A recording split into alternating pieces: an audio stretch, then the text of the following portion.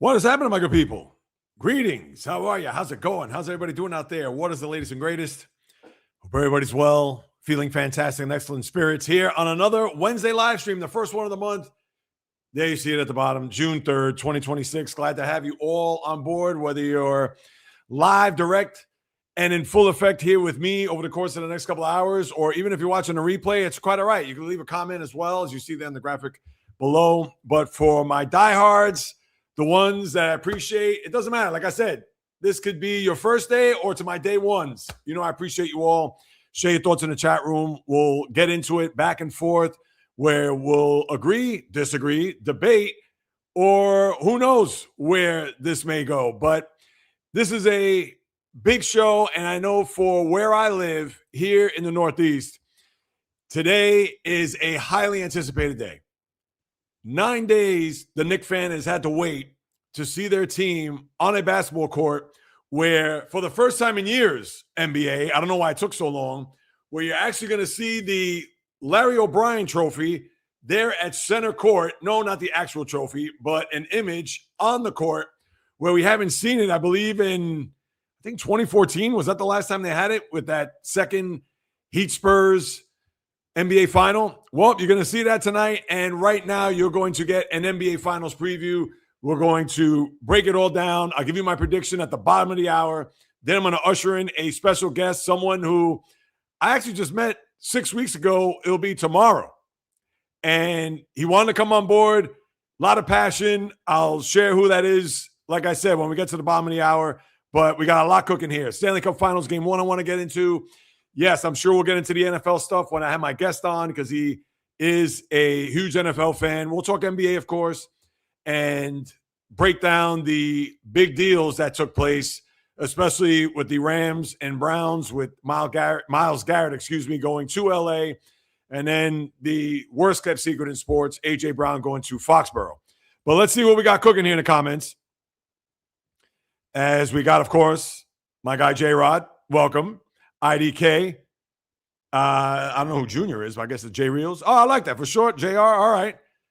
Not a problem. Fishing Angel, good afternoon. I will come on some debate over something I am game. Oh, okay. Sounds good.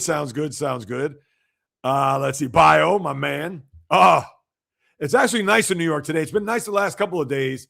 It was actually cool on Monday for those who jumped on the live podcast, which I will have one again tomorrow, recap game one, among other things, 11 a.m. Eastern time, so you definitely don't want to miss that. I'll do a podcast pregame, 9:45. You don't want to miss that here on the channel. But when it comes to the weather, today it's about, right now it's got to be, like 75? It's supposed to hit 80 for sure. Yeah, I'll give you a little update here. 79 right now.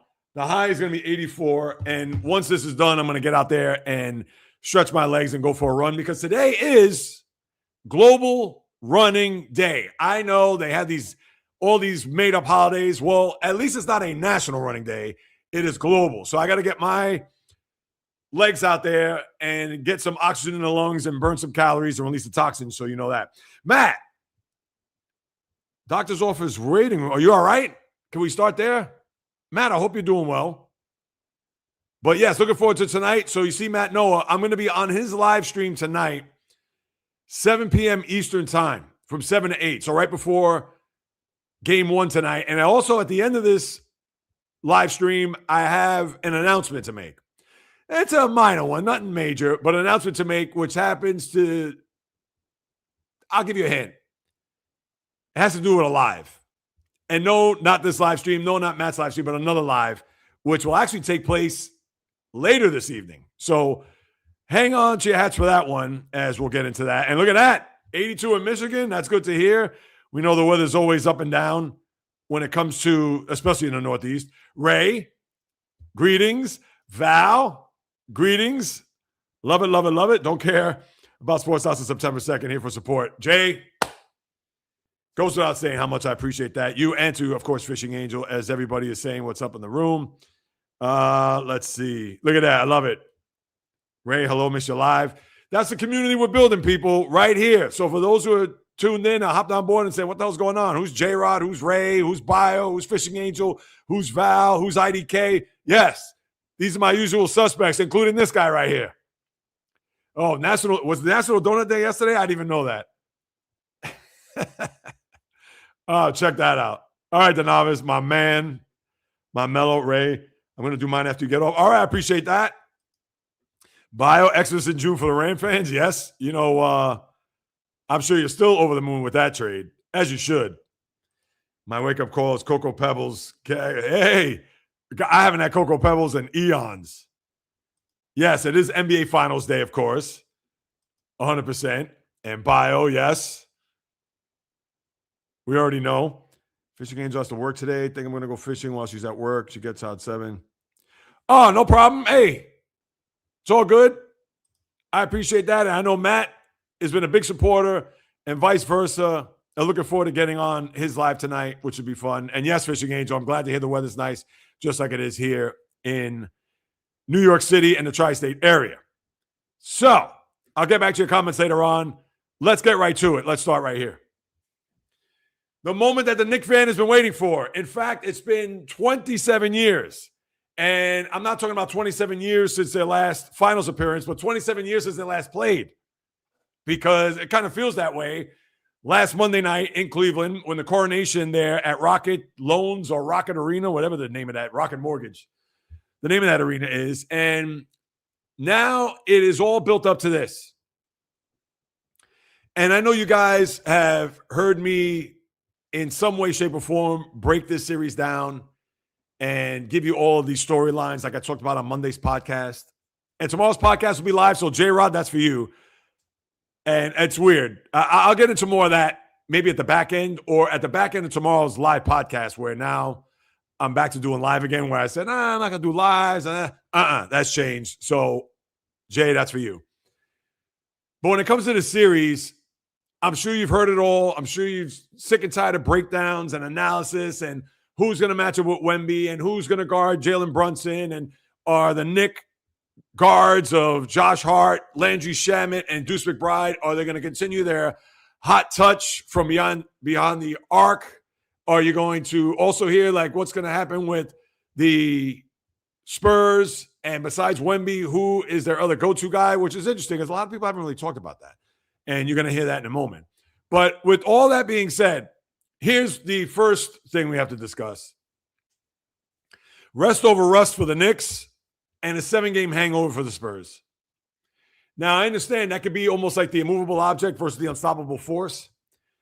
But when we talk about that first part, rest over rust for Knicks, because as I mentioned Monday, for those who are just tuning in now, I appreciate you all. Thank you so much for stopping by.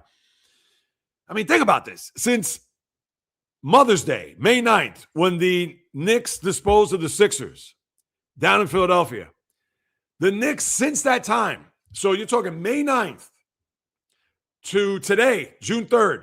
And remember, that was an afternoon game, 3:30, where obviously tonight, 8:30 down in San Antonio. The Knicks have, count them, played 4 games in the last 25 days. And I don't care how much rest they got. I don't care if they went on vacation. I don't care if they traveled the globe. I don't care if they've been hermetically sealed in their homes. Bottom line is this. They have to be dusted off with mothballs at this point. And I get it. A long season, dispose of the teams that they played in front of them. And I get it, people. They've said it to me all the time. Well, Jay Reels, these are the teams that they played. You can't help that. I get that. I know. And the flip side of that is that when we come to the 7-game hangover, the Spurs, the Spurs are going to be tired. The Spurs have been run ragged. They went to the brink. They pulled it out at the end. They're going to be exhausted. They're going to be tired, etc. So which one is it? Is it, they got plenty of rest because they beat up on teams that were in front of them and that's all, they can't do anything about it? Or is it a situation where, the Spurs went 7, so they're going to be dog tired? No. To me, how I look at it is that the Spurs have more of an advantage because they just played a few days ago. And not only that, but they've had a few days to even rest. So there wasn't this 48-hour window from Saturday night, this euphoric win, this young Spurs team getting themselves to an NBA Finals. And then, by the way, by the time we wake up, we got to start preparing for the Knicks. They're going to come to town that afternoon. They're going to meet the press. And then the following night, they're going to tip it off, and away we go. No. So they've had their rest. And granted that I'm sure they're still a little bit weary, whether it be physically, emotionally, psychologically, maybe even spiritually for that matter. But this is the big question going into tonight's game. Because are we going to see the Knicks team that showed up in game one of the conference final where it was in their building, and although they got off to a decent start, but then late second quarter into the third quarter into the fourth, they cratered to the point where it looked like they were going to lose game one, and we know what happened after that. But if there's going to be a carbon copy of that tonight where the Knicks come flying out of the gate, which we would expect, and maybe the Spurs, who knows, they may be on their heels a little bit, but then just like in any regular season, playoff, or NBA Finals game, there's always going to be a run made by the team that's trailing. And therefore, it's a situation where they come back and maybe they take the lead. And now the Spurs have, I won't go by say 22 points, but let's say they have a 16-point lead in the fourth quarter. You think the Knicks are going to all of a sudden then wave that magic wand and then come back to where they're going to get stops and they're going to shoot from behind the arc and they're going to get just a big giant run in them? Now they're going to have a run, I'm sure, but not to the point what we saw there 2 Mondays ago. So that's why this game one is so fascinating on many levels, because of these questions that you see at the bottom of the screen, number one. And number two, even more importantly, this Knicks stretch, 11 in a row, hot as a pistol from all over the court, whether it's attacking the basket, shooting threes, Brunson doing this thing, especially in the clutch, Josh Hart, Deuce McBride, you know the cast of characters. Now it's a situation where is that going to all of a sudden, let's say, start to cool off, or are they going to continue to be on this just heat check? Or is it going to be a situation where, because the Spurs just played as early as Saturday night, maybe they read the press clippings because they're young and who knows, you would think that maybe Greg Popovich went in there and said, hey, I'm sure Tim Duncan, maybe Manu Ginobili, maybe all the old Spurs from that run had come back to say, all right, guys, you surprisingly won the conference, but you haven't won anything. And here are the guys that have the hardware to prove it. And when you have that type of power and influence in that locker room, where even though you're a young team that, let's call it as we see it, doesn't know their ass from their elbow, but that could certainly be a boost for that young squad to say, hey, we haven't won anything because we got all of the Spur legends coming into the locker room and telling us so. Where people on the outside are going to say, oh, Wemby, here's his signature moment. This is where he could be amongst the annals of Magic Johnson at 20 years old when he had 42, 15, and 7 in a game 6 to win a championship in his rookie year. Or Tim Duncan at 22, 27 years ago when he won his first title. Or throw in whatever other player that is going to be the guy moving forward. Maybe like LeBron in 2007, where he did have the 27 points in the overtime in game 5 and then one in the game 6 before getting swept by who? Tim Duncan, Greg Popovich, and the San Antonio Spurs. But it's all that's going to culminate into tip-off tonight. Whether or not the Knicks are still going to be flying high and have not missed a beat, even though they haven't played a game in 9 days, and like I said, 4 in the last 25.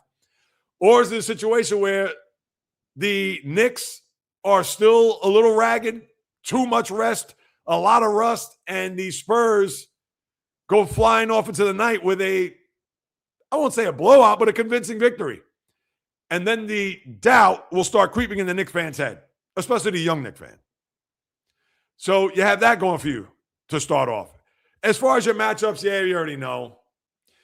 The only reason why I bring up this graphic is because to me, it's a little bit bigger than that. I almost like to put a flip to that, where it's not Castle versus Brunson, because you know that's going to be the matchup, but who is Brunson going to guard on the other side? Because the Aaron Fox, who I understand that ankle may be barking a little bit, but you know he's going to be amped up to play in this series. And I'm sure from whatever film he's watched and whatever that they've been able to surmise when it comes to a game plan, what to do to attack, whatever, where they think, oh, it's just going to be pick and roll. Let's alley-oop to Wemby. Oh, they're going to take their threes, whether it's Keldon Johnson, whether it's Julius Champagnie, whether it's the Dylan Harpers of the world. I mean, going down the list, Stephon Castle, etc. But to me, who's going to be the guy that Brunson's going to guard? And therefore, what are the Spurs going to do to attack that? Because they have to, I hate to say it this way, they're going to have to abuse Brunson there on the defensive end. And I get it. They're probably going to put him out on an island. It's not going to be a situation where whomever's going to have the ball in their hands, I'm sure it's going to be Mikal Bridges that's going to end up guarding him when it's all said and done. But you have to find ways to get into the paint, to attack that defense, and maybe, just maybe, get Jalen Brunson into foul trouble, because he has had his moments in this postseason, although it doesn't show in the grand scheme of things because of what the Knicks have done. But he has had a couple of instances where he has been in foul trouble. So what are the Spurs going to do in order to try to get Brunson in the plus foul territory? And then on top of that, with Towns versus Wemby, yeah, we know that. And Mitchell Robinson with the pinky, we got to have to wait and see how that's going to respond, because that's going to be huge when it comes to rebounding. Because even if he's going to have whatever, a splint, soft cast, etc., will he be able to grab the ball, especially when he's got arms and everything going at him? Because I don't care how many rebounds he gets in practice. Nobody's touching him.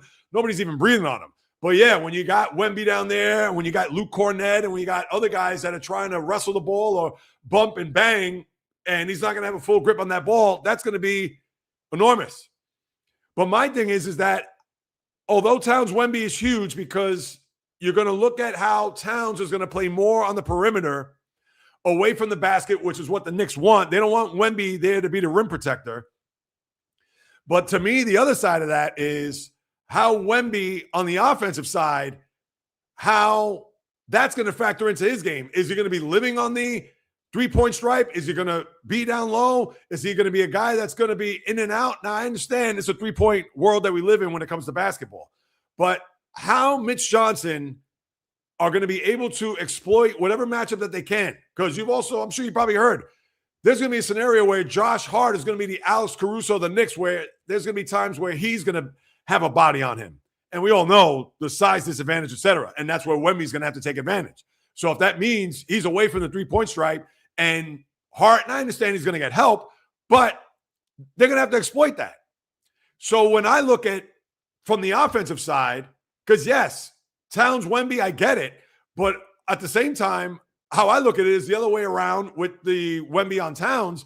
But I really think for a young guy where Wemby, he can't show his emotions on his sleeve at times, how that's going to factor into his psyche, whether he's going to be living by the three-point stripe on both sides, with Towns on the offensive side and even Wemby on the offensive side as well. Is it a thing where he's going to be in attack mode? He's going to be assertive and aggressive there. And we've seen even in the Oklahoma City series where there was a few games that he didn't have the best of games. And game 3 was one, game 5. Those are 2 games that, right off the top of my head, I knew that Wemby was not invisible, but he certainly was not the impact that he can be on both sides of the ball. So that's another thing you have to factor in as I look at it coming into the series. And then here's the other big question where not a lot of people are talking about. And I made a mention of it before. Now, with the Knicks, we know that even if Brunson is not on, he'll score his points. But let's say he has 26 points, but he's 8 for 23, which that's the Spurs would take that to the bank and then some. And I understand Jalen Brunson is not an efficient shooter because he has his stretches where he'll miss a lot of baskets. So 8 for 23, 26 points. They want high volume shooting, low percentage. And even if he does get his points, they'll take that times 10 and 300 times on Sunday. But the thing is that they know the Knicks have a closer. Brunson is that guy down the stretch where even if Karl-Anthony Towns is getting his baskets, or even OG Anunoby, and I know he's probably going to be on Wemby too. We got to throw that in the mix as well. But what about the Spurs? Who is the guy that Wemby, and you would think that at times he's going to get the ball, but when it really gets to a point when the score is within 5, let's just say, and let's say the Spurs are trailing by 5 and it's 4 minutes to go, and they could even be up 5 for that matter. Who is the guy that's going to deliver? Is it going to be De'Aaron Fox? Is it going to be Champagnie? Is it going to be somebody else, Keldon Johnson, who made a couple of big threes there the other night? Champagny had 6 threes there on Saturday. And I failed to mention on the podcast. That's my bad. Dylan Harper. Who is going to be that guy? Because you know damn well if it's 111, 108 or 111, 110, 12 seconds to go, Knicks have the ball. I mean, is there any secret? What about the Spurs? Now, you would think off the top of your head, I wouldn't even go Wemby. I would say De'Aaron Fox. He's a veteran on that team. I understand he just got there last year, but he's the point guard. He's the guy that's going to try to find that open guy, and I get it. That open guy could be fill in the blank. But on top of all that, to me, we could also throw Wemby because of his name, but is Wemby going to be that guy that's going to take the big shot at the end? I would think it's pretty likely, but it's not an automatic, not like Brunson. And I get it. They play more of a team concept basketball, so it's not a situation where it's going to be designated to one guy that's going to take that big shot. But with all that being said, to me, that's going to be imperative, especially as you get deeper to the series and especially if the series is close and these games are close. And then, as I said before, and I'll say it now, to me, this is critical because not to say that their shooting has to go off a cliff, but let's say that the hot hand that Landry Shaman had, now he's gone ice cold. Or Deuce McBride. And I get it. They did not play defensive teams like this one, where they're going to play the perimeter. They're going to know that those guys are going to be hovering around the arc looking to get that open shot. Whether Brunson's going to try to attack the paint and try to kick it out, a lot of ball movement. And we know that a lot of those guys can make threes, whether it is OG Anunoby. Obviously, we know Karl-Anthony Towns and the guys that you see there in the graphic. And that's where the Knick depth is huge. And we know that the Spurs are deep too. But because those guys have been together for a few years and they know their tendencies and they're not afraid to take big shots now, McBride could go 1 for 8. And could that mess with his psyche and his confidence? It probably could. And especially if there are players out in New York that are trying to contest that, as opposed to just having wide open looks that you or I could be back there and be like, oh, got him. So that's another thing we'll have to wait and see. And these are all, to me, huge factors in this series because, yeah, we could break down the coaches that obviously Mike Brown has the advantage over Mitch Johnson. Mitch Johnson's a baby. Mike Brown knows his way around the league. Has coached teams to a final. Not only that, but also has won as an assistant for finals teams. And, yeah, all the other little ins and outs, the depth, the leadership, the veterans that the Knicks have to the lack of veterans that the Spurs have. I mean, all that. It all ties in. Understood, absolutely get it. But the other thing I want to say before I give you my prediction, and I'll get to your comments real quick. The other thing I want to say is home court, I don't want to say it doesn't matter, but because I think both of these teams could win in each other's buildings, that's where, in my eyes, it's not that much of a factor. Because let's face it, other than Pat, before this year, and even then, you got to look at game 2 against Atlanta because they lost that game, and I understand CJ McCollum, et cetera, and even Mike Brown.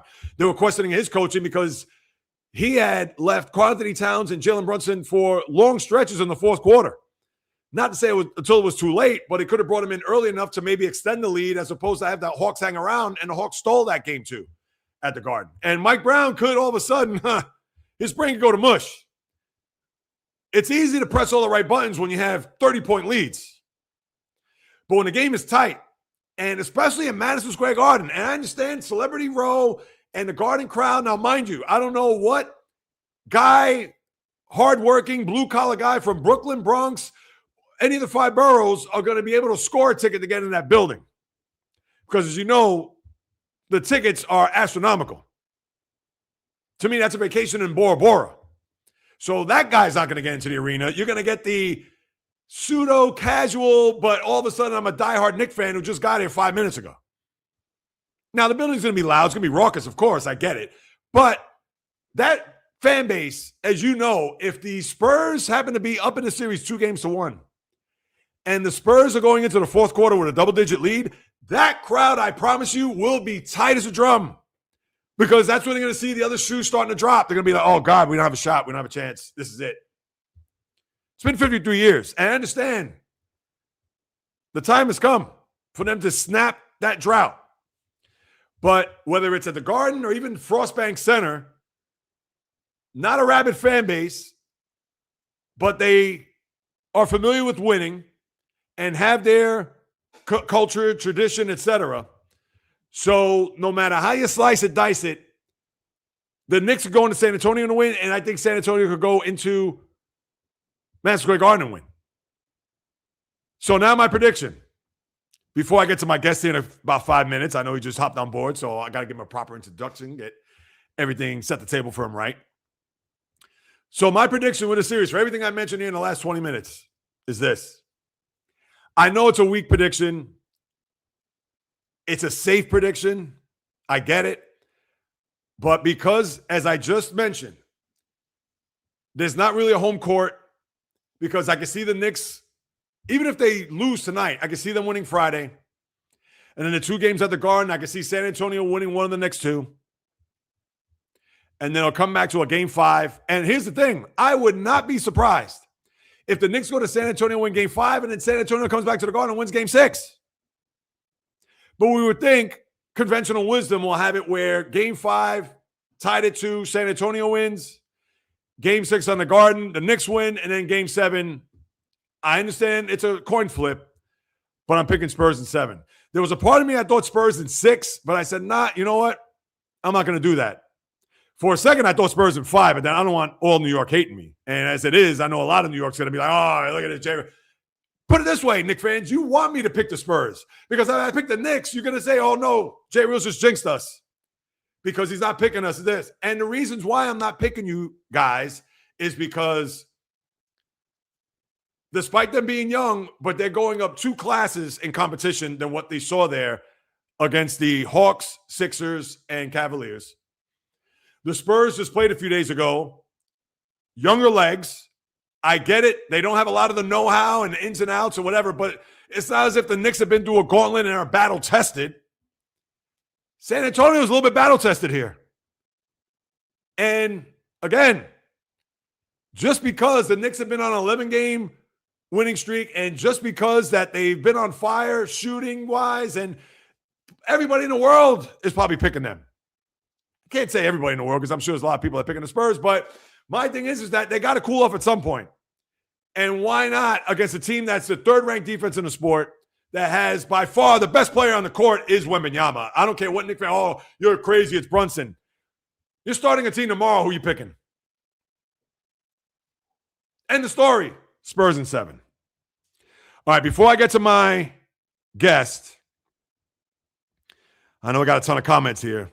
My guy Zip Drive, J-Rod, Bio hit around the head. I don't even want to know. And I'm going to talk about that with my guest. As a matter of fact, I'm going to start off with that. I need this. You know what? I'm going to get to my guy Fuqua, a.k.a. Tatsuya Mai. Winners and losers. Vegas is the only winner. Games are fixed. Spurs in 5.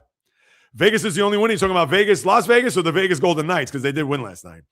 All right, IDK, I'm going to get you your comments in a little bit. I just want to get to the last comment that was posted.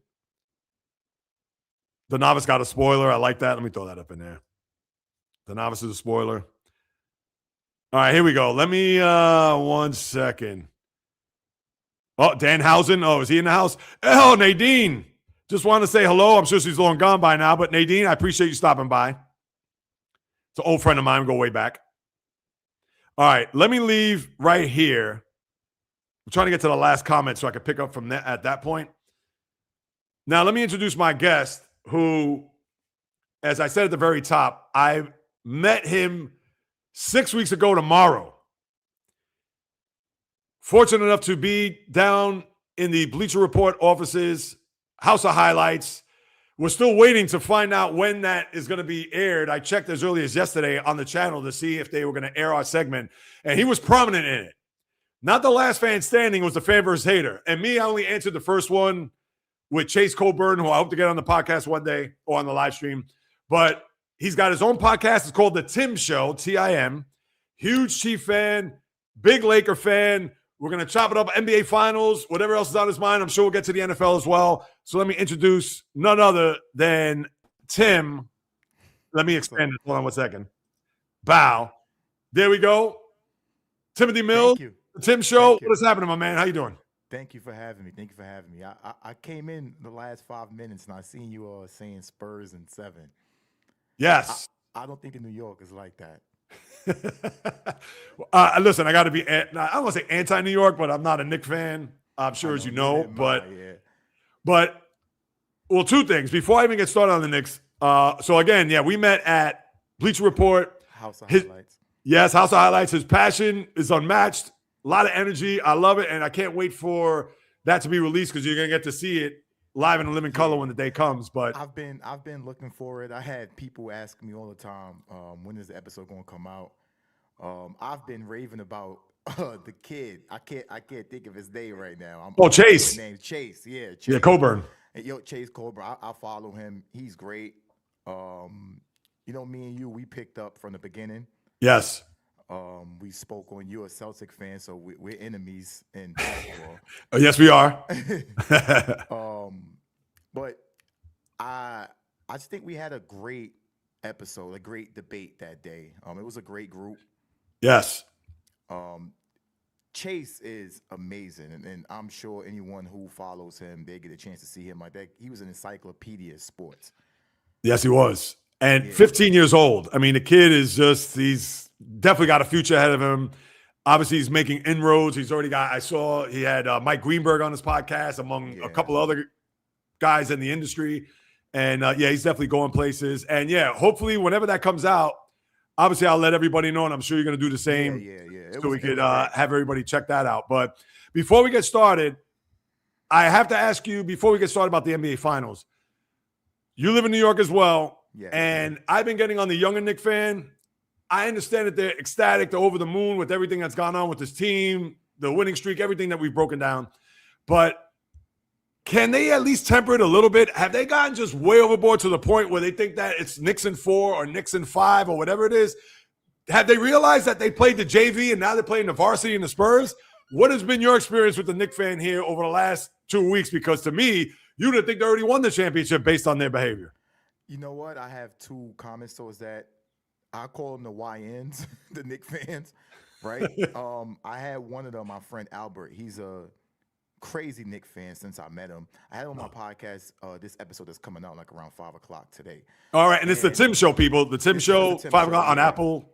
Tell us that. Yeah, exactly. He said Knicks in 4. I couldn't believe my mom when he said that. I'm neutral in this situation. My prediction is whoever is up 3-2 in Game 6 will win this series. I think this series is over in the Garden. I think the NBA probably want that. Of course, they will want 7 games out of this, but to end of finals in Madison Square Garden, that is a ton of money, whether the Knicks win or the Knicks were to lose. No, that's I like that. It's a good point there. And it's interesting because you know that the Knicks fan, I'm sure they would sign up for that, but they'd rather be up 3-2 than down 3-2. Of course. Absolutely. But that's interesting. Just to hear the Knicks fan, Knicks in 4, and I get it. They've been it's nuts. Fantastic. And you know me, I got to call like I see it. There isn't anything that I could gripe about. There isn't anything that I could say, throw any cold water. Now, the cold water I've been able to throw on is that, to me, I always have to find angles here. It's reminiscent to the Yankee run 2 years ago. And shout out to my guy Ray, who's I know is a big Yankee fan, because when they went through the AL Central, please, you or I could have run through the AL Central. And when they faced the Dodgers in the World Series, what happened? So right away that, Yankees, Dodgers, and we know about the matchup, we know historically, et cetera, but, this is going to be an even series, going to go 7. And I probably even picked Dodgers, and maybe I think Dodgers in 6. But that series was over after Freddie Freeman hit that walk-off grand slam in the first game. So not to say that that's going to happen here, but for the Knicks fans to just think that this is a foregone conclusion that this series is over, or we got this, blah, blah, blah. Can we pipe down just a little bit here and let's just see Game 1? Now, if they win by 20 tonight, I can forget about it. They're going to have visions of sweep in their head. But like you said, you figure it's going to be 6 games. Are you leaning one way or the other, though? Are you thinking it's Knicks or Spurs? See, this is the thing. I think they're nuts for saying Knicks in 4, right? Yes. I think they're overconfident, but I'm not going to fault them for the teams they had to play. It wasn't their fault that the Celtics didn't make it. I thought that Detroit was a regular season basketball team. I don't think they were ready anyway. Yep. I thought the Knicks were the second best team in the East, behind Boston, but Boston only got the nod because of the experience and because they won a championship before. Right. But if you look at when Tatum got hurt last year, everyone said that next year was the year for the Knicks. So I'm not surprised that they got to the finals. Right. But what I'm impressed about is how they've done it. It started out rocky against Atlanta, and they made the adjustments. You got to give Mike Brown his credit. When I met you, I told you I wasn't huge on Mike Brown. He used to coach the Lakers. Yep. But he made adjustments. He allowed Cat to orchestrate the offense, put him at the top of the key. Brunson became more of a shooting guard. He didn't have to dribble as much. He was more efficient. And they've cruised through the Sixers, who we know what they are, injury-ridden team. Then Cleveland, I'm not high on them. I always said Donovan Mitchell and James Harden are 2 of the biggest chokers in the NBA. And now they're on the same team, so I expected to get that out of them. So I'm not surprised the Knicks are here. I'm just surprised at how they did it. So I'm not going to take that away from them. But I do think they're overconfident, and I do think that they just think that they're just going to walk over this San Antonio team, and that's nuts to me. No, I totally agree with you on that. And here's the other thing too, Tim, like you mentioned, right? It's not their fault that they played the 6 seed, 7 seed, and 4 seed in the conference. Understood. And right, you can't take that away from them because they're going to beat who they beat. But then the flip side of that is that for those Knicks fans out there to be like, oh, well, the Spurs are going to have nothing left because they went to a 7th game. They had to win those last 2 games in order for them just to advance, blah, blah. Well, which one is it? Is it like, oh, well, it's the schedule that we had or it's the teams that we faced? Well, we had nothing to do with that. But it's like, this team is more battle-tested. This team showed you that they went on the road in a game 7 and were able to win a conference. Now, I understand it's not the NBA Finals. Convincingly. Exactly. That wasn't a thing where they were down by 5 or they were up the whole game and then they were hanging on for dear life. No, they won that game, like you said, convincingly. So this is where the Knicks fan, I get lost because it's like, wait a minute. Yes, I understand that you play who you play and there's nothing you can do about it, but you can't discount what San Antonio did to get here to this point to where it's like, oh, well, they played nobody. They beat Portland. They beat Minnesota. Minnesota's a good team. I think Minnesota's a good team. Yeah, and Minnesota's a good team. And Minnesota's better than Philly.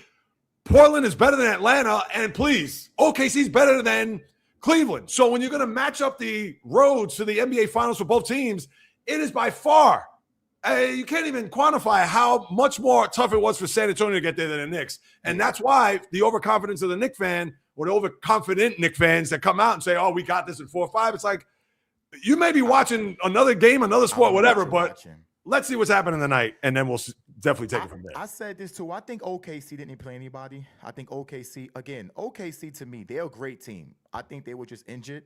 But their championship, if you really think about it, Game 7, Tyrese Halliburton was injured.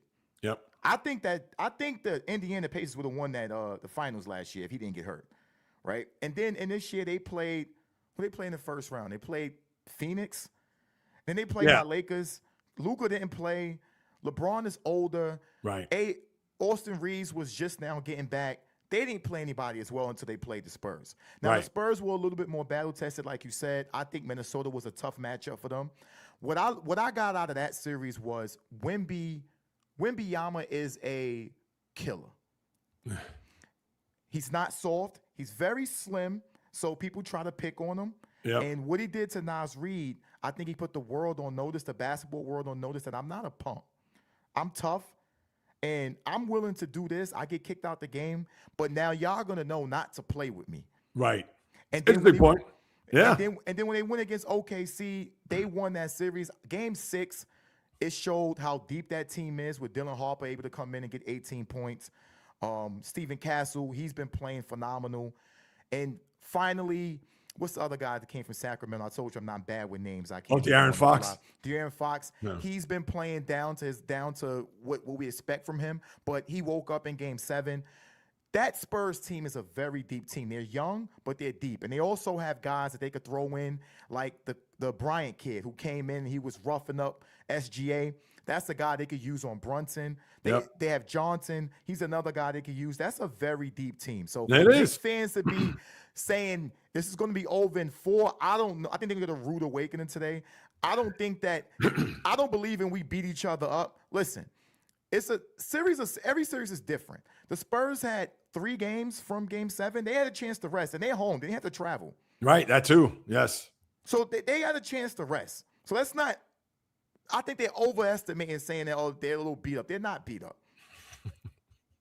Right. It's going to be a tough series, but I'm not counting out the Knicks. I think Jalen Brunson is tough. I think he could match. I think he's a top 5 player in the NBA. We could argue that later. Mm-hmm. And then I like Karl Anthony Towns. I like having a second guy who can score 25 points.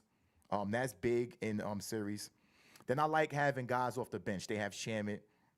They have McBride. They have Clarkson.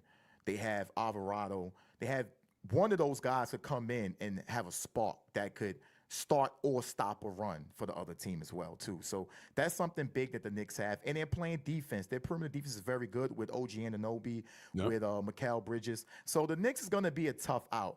I think it's opposite. I think that outside of the tri-state area, people are underestimating the Knicks because of the lack of competition that they played in the Eastern Conference. And I think that just like how to the Knicks fans that's saying Knicks in 4, right, they're going to be surprised at the Spurs team. I think that to the rest of the world outside of the tri-state area, they're going to be surprised at how good this Knicks team is. Yeah, no, and that's the thing. And to me, this game tonight is indicative of, not to say one game, as we all know, doesn't make a series, but as I said before you came on, if the Knicks' hot hands continue to stay hot, the Deuce McBrides, the Landry Shamits, even Josh Hart from 3, right? If OG, we understand he could be hit or miss, hot or cold, but when he's hot, he's tough to not only stop, but also he's a guy who's a beast on the defensive end as well. Too. He's a big body as well. He can slash to the paint. Yes. So if they're going to come out like that, and next thing you know, it's 58-37 Knicks at halftime, you're going to say to yourself, this team is not going to be able to be stopped. But the flip side of that is that if they aren't shooting well, if they all of a sudden become ice cold, and I don't know if you heard this, I don't know if you've heard this anywhere, and not that I'm watching all of these shows anyway, but do you know that since May 9th, since Mother's Day, Tim, the Knicks have played 4 games in the last 25 days? You mean to tell me that that's not going to be a factor? I mean, you could have all the rest. They could have gone on vacation, traveled the world, etc. And now it's like, all right, here we are on the road because they don't have the home court tonight. And are they going to continue to play this way and get to a point where they're going to have the Spurs on their heels midway through the second quarter? I don't know. I don't see that, at least for tonight. And if I see that, I think that's the problem for the Knicks. I think they had too much rest. Yeah, I mean, 4 games in 25 days. I mean, that's unheard of. And especially, you think about it, outside of Game 1 against the Cavs, where they had to fight back, right? They cruised through Games 2, 3, and 4. Oh, forget it. Yeah, the Cavs didn't even challenge them at all. So this is going to be a game where we're going to see what this Knicks team is really about. You know, and that's an excellent point. And that's not to say that if the Spurs win 118-95, that this series is over, because again, it's just one game. But they only need to get one game in San Antonio. Right. And that's the thing too, because here's the other point that I didn't mention earlier was, considering that this is likely going to be a long series and knowing that the Spurs have the home court, the likelihood of them having to win 2 games in San Antonio is going to be big. And yes, they can win the one game and win their home games. But the thing is that the Knicks, despite their run and so on and so forth, but they also have those stinkers at home. And there's a laundry list. Even in this most recent run with Brunson, with Anunoby, all right, Towns not 2 years ago when they lost the Game 7 to Indiana, but we don't know what happened last year. They lost the first 2 games at home to Indiana, including the Halliburton shot. They lost Game 2 to the Hawks, where they had no business losing that game, but that was more on Mike Brown. And the funny thing is, too, to think when we first met 6 weeks ago tomorrow, that was the last time the Knicks lost, because that was Game 3 that night, and then they won Game 4 that Saturday and haven't lost since. which is crazy. I think I may have jinxed it for Mike Brown. Yeah. Mike Brown, I mean, Mike yeah, Brown from that- probably, we probably had some cameras inside of the studio, and he probably said, I'm going to show him right there. Because I was That's it. talking dirty about him. Yeah. And all of a sudden, yeah, the Knicks, they can't He lose. wanna run. But my thing is that tonight's game is going to be telling no, but it's certainly going to give us an idea as to, that either Knicks are still going to be hot and they're going to go ahead and win, or there's no hangover from the Spurs. And even if it's a 2-point game, because we're going to try to micromanage it and dissect it as much as we can. But I think this is probably one of the more important game ones that I can recall ever. Not even on both sides. Yeah. I mean, think of like the last few years. I mean, last year, game one, Indiana OKC, it was like almost like the unsexy matchup, two small markets, etc. Dallas, Boston, everybody thought that the Celtics were going to win. Denver, Miami was an 8 seed. Denver, please. 22, Celtics and Golden State, and the Celtics won game one in Golden State. But it was a thing where we thought that the Celtics weren't going to arrive because the veteran team that the Warriors were, that was their last hurrah when we think about it, the Steph, Clay, and Draymond team. So to me, right, we can go through all these game ones in history. Bucks and Suns, in the bubble with the Heat and the Lakers, So to me, this is a one-game one that, from what I recall, in the last however many years, to me, this is the biggest one that I can recall in quite some time. To me, this is the biggest series for the NBA in a long time. Just because if you look at, see how one of your guys commented about Vegas, right? Right. The NBA has struggled to find somebody outside of LeBron. And if you look at the superstars now, they are the international players. So you got Luka, you got Giannis, you got SGA. And Wembanyama is just like the fatal attraction. He's the main attraction now. Yes. And you get him in 3 seasons. It's only been 3 seasons, I believe, right? Yeah. And you get him on the biggest stage in the world against the Knicks. Yeah. In the Garden. Yep. 53 years since the Knicks won an NBA championship. This series for the NBA, this is as big as what Yankees Dodgers was supposed to be. Just because the NBA with the ratings has been failing, you know what I mean? Like you see, baseball has been I think baseball's overtaken. We spoke about that. We spoke about that as well. Yeah. Baseball is overtaking basketball rating wise, right? It made a huge comeback. Ohtani. So I'm thinking Wembanyama is like the Ohtani for the NBA right now. Yes. And to get him in the Garden against the Knicks is a huge series. I think it's going to live up to the hype. I think Wembanyama is probably the best player that we've seen in a long time. And I just want to know. I want to see how the LeBron fans. I may sound crazy saying this because he didn't win anything, but we know how the LeBron and Jordan debate always ends up, right? Right. Where LeBron fans feel like the old heads, as they would say, can't give it up about Michael Jordan. How I feel about Wembanyama, and we spoke about this in the studio that day too. How I feel about him is, let me see in the next 10 years where Wembanyama is standing and how the LeBron fans treat him. Right. And will that start against the Knicks? Yeah. Deja vu come back around because the Spurs started their dynasty against the Knicks in 1999 as well. Yes. I know the irony. And you're right about that, because that's interesting too. Like you said, in 15 years, when, let's just say, and obviously this is all hypothetical, but 15 years from now, he's won as many titles as LeBron. Let's say he's won 4 titles. He's got 4 MVPs. Obviously, all the accolades, etc. Now, who knows as far as him being the best big man when it's all said and done? And when you think about it, both sides of the ball, we understand that health is going to play you saying huge... big man. You saying big man. I think it's bigger than just a big man. I think that's diminishing him. The only reason why I say that, and it's not even just because of his size. I mean, obviously it is a big factor, but when I say big man, because he's a guy that we haven't seen that handles the ball the way he does. Kareem never handled the ball like that. True. Moses Malone, obviously Jokic, and Jokic is a decent ball handler, but he's more of a facilitator.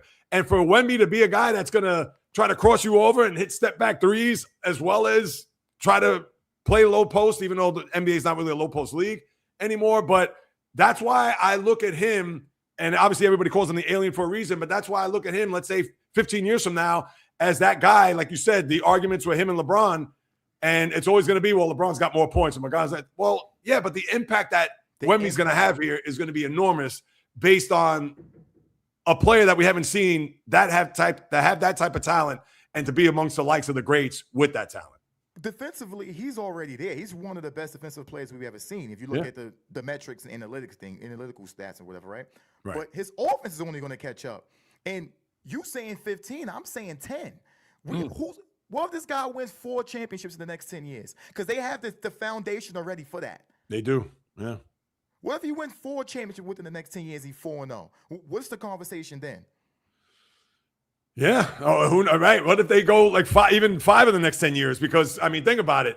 Jokic is getting older. Who knows what the Lakers are going to look like? And Luka can't stay healthy, as you know. Lakers ain't doing anything, man. I'm a Laker fan. We ain't doing anything. And look at that. And you know, and listen, I got a big Laker fan that's in the chat room too. And he actually lives in LA. So he knows it. Is he a LeBron fan or a Laker? Oh, he live in LA, he said. No. Yeah, he's so he know. No, he knows. Yeah, he's right. His list is off the top of my head. It's as far as like the Mount Rushmore. It's Kobe, Magic, Kareem. Let me think of that last one. I should know the last one. Yeah, obviously LeBron's not up there and doesn't deserve a statue, the whole 9. So really, that's another conversation. All right, no, hey, listen, I don't know who, if you're Mount Rushmore for the Lakers would be. Mount Rushmore is 4 people, so I wouldn't put LeBron there. No, absolutely not. As far as Lakers, no. Oh, Jerry West. I don't even think he picked West there. Yeah, I forgot. But yeah, if anything, if I had to pick, I'd be Magic, Kareem, Kobe, and Jerry West. I mean, you could. Yeah. To me, those are the 4, and nobody's cracking those 4. I got a question for you too, because we did speak about Wembanyama, and I don't want to just make it about him. Right. What if the Knicks were to win? Right. How do you think they win this series, and what happens with Jalen Brunson and his legacy as an all-time Knick, and even as an all-time great point guard, because he shorter guard. Right. Because he is short, you know. Like he's in the Allen Iverson and the Steph. He's shorter than Stephen Curry, I believe, right? Yeah. And the Isaiah Thomas type of height range. Yeah, I know Jamel Hill came out with that, saying that Jalen Brunson is not a guy that is your number 1 guy, focal point to be on a championship team because of his size. And she used Allen Iverson as an example. She did say, I understand Isaiah Thomas and Steph Curry and blah, blah, blah. But usually guys that are that small, you can't depend on them to take you to the promised land and win a title. Now, as far as your first thing, if they do win, I think the city's going to be, who knows, it may even get burned down. Bunkers. I'm not stepping outside. Oh, forget about it. It's going to be chaos. Yeah. But in all seriousness, I think how the Knicks are going to win this series, I think it's going to be their grit, their toughness with players like Brunson, Anunoby. I don't know about Towns as far as his toughness goes. And he hasn't had big games in postseason. He's put up to me. He's what? He's the key to me in this series. He can't get stupid fouls. He's got to have to stay so locked in to the point where he doesn't have to put up 25 and 15, but if he puts up his 18 and 12 or whatever, and that's going to be good enough. Obviously, he's going to have to play some defense too. But I just think their overall experience being together and their grit led by their point guard, I think that's what's going to have them win a championship. Yeah, I agree with you. I agree with you that the only thing I don't agree with is I think Cat is – I agree with you wholeheartedly with everything except for this part. I think that Cat is the key to the series because he's the one guy that can get Wemby in foul trouble. Oh, he absolutely could. He's not the one guy, but you know what I mean. Like, he's the big man, right? He needs to be so aggressive because if you look at San Antonio, you look at the stats. Again, I'm not a big analytical guy, so I don't want to keep going to that. But if you look at San Antonio's, their team is not as good when Wemby's not on the floor. No, absolutely. So Cat is very important because, again, he's at the top of the key. He can drive to the basket. He can shoot threes. He have a similar skill set to Wemby. Right.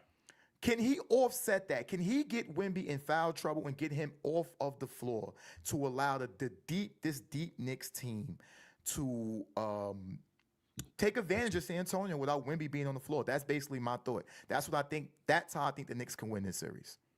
No, and it's funny because I did mention that too. As far as I understand, Towns, Wemby, and to me, it's Wembanyama's mindset on both sides of the floor. And what I mean by that is that how he's going to play Towns where is he going to back off on him? Is he going to try to play up because you know he's going to be near the perimeter? And then not only that, is Wemby more so on the offensive side, is he going to live by the three-point line, or is he going to try to be the guy that's going to be aggressive and maybe even try to get Cat into foul trouble, because we've seen him make a ton of stupid fouls throughout his career. But no, you're right about that too. And but the one thing that I worry about Cat, it's not even between his ears, it's what's in his chest. Because there are times where I even question that. And that's not to say he's soft. I'm not saying that. But because the point guard is so battle tested to be that small guy, the videos we see him with his dad when he was 8 years old, dribbling the basketball and going through all these drills. And here's Karl Anthony, where he's an underdog player, where Towns was a number 1 pick overall out of Kentucky. So talented. Exactly. But what is here? What is here? And to me, I want to see the heart. I want to see where, he's got 4 fouls and it's midway through the third quarter. He's got to come back. Is he going to be a guy that's, I'm just going to let Wemby do whatever he can just so I don't get into foul trouble? Or is he going to be smart enough to say, he's not getting anywhere near the paint. I'm keeping him out there, whatever it is. And that's what I want to see from him in this series in order for me to think that he's going to be able to match not only physical, but even mental wits with a guy like Wembanyama. Yeah, he's going to be so important. And it's going to be one of those guys off the bench. It don't have to be the same guy every game. Again, those guys are battle tested too. Mike Brown has done a phenomenal job of using his bench. Those guys are ready. You just need one of them to play good every game. Yeah. If they whether it's McBride, whether it's Clark. I think Clark's going to get a lot more run this series because he's longer. Yeah, I can see that, yeah. So I can see him playing a lot more. Shamet, he was the MVP of the bench to me last series. Yeah, oh yeah. So that bench is very important. So I think it's going to be a very tough series. Again, like I said, I got it going game 6, and whoever's up 3-2 is going to win. That'll win the championship, yeah. All right. And then to answer your other question, if Brunson does win, where does he rank among the Knicks greats? And here's the thing. They're already trying to rank him. And this is the 20-year-old. I get it, because they wouldn't know who may rest in peace, but if he was alive, they wouldn't know who Willis Reed is if he fell on him. They wouldn't know Dave DeBusschere. They wouldn't know Bill Bradley. They wouldn't know all these guys. And how I look at it is that even if he wins the title, he would have to be up there by far. And right now, I would think he's probably 4th. I understand there's other people that wouldn't even have him on Mount Rushmore right now, and that's even without a title. But because of his impact and what he's meant to this team over the last few years and what he's been able to do, just that alone, the Knicks fan wants to put him up on Mount Rushmore. And to me, I'm like, no, not just yet. But I would still think that even with him winning a championship, I still think he'd be 4th. Nobody's cracking Reed or Frazier unless Brunson wins 3 championships. He can maybe match 2, and if he wins 2 MVPs, then maybe he'd have to be number 1. But until he gets to 2 and even past that, then I'll put him at number 1. But the only reason why I put Patrick Ewing ahead of him, and I get it that if he wins, he'll have the championship that Ewing never had. But Ewing was the guy. He was the number 1 pick in that year, and he was on the team for 15 years. He was so symbolic of the Knicks that were struggling in the mid to late 80s to the 90s where they had their run. And I understand 99 he didn't play because I think he broke his wrist or whatever it was. And then obviously went to Seattle and then bounced around. But when you think of the Knicks, especially during that era, it was all about Patrick Ewing. He also didn't have the supporting cast that Brunson has, right? He didn't have this supporting cast. No, exactly. I mean, we know who the supporting cast is. And he didn't have that 1A that could lead them to a championship. He just had a lot of other lunch pail, gutsy. Like John Starks is not Karl Anthony Towns. Oh, no, definitely not. Yeah. You know what I mean? Like he's not good. Like John Starks is good, but he's not Karl Anthony Towns. Right. He's definitely not in that class. But yeah, I think that even if he wins, he'll get to that Mount Rushmore, but I would probably put him 4th. See, to me, I don't want to live in the moment, right? It's hard not to. But just living in New York City for my whole life, right? And the impact that Julius Randle started it, right? We got they have to get, they don't want to give him that, but he helped revive this team, this organization, right? But Jalen Brunson took it to newer heights. But this would be the most important championship for the Knicks. And that alone changes a lot. Like, it's been 53 years. Yeah. the Knicks have been competitive since Jalen Brunson put that uniform on.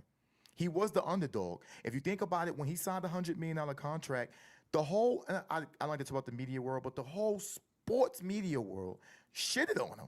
Can I curse? Sorry, I don't know if I can. No, yeah, you can. That's fine. They dogged him. Yeah.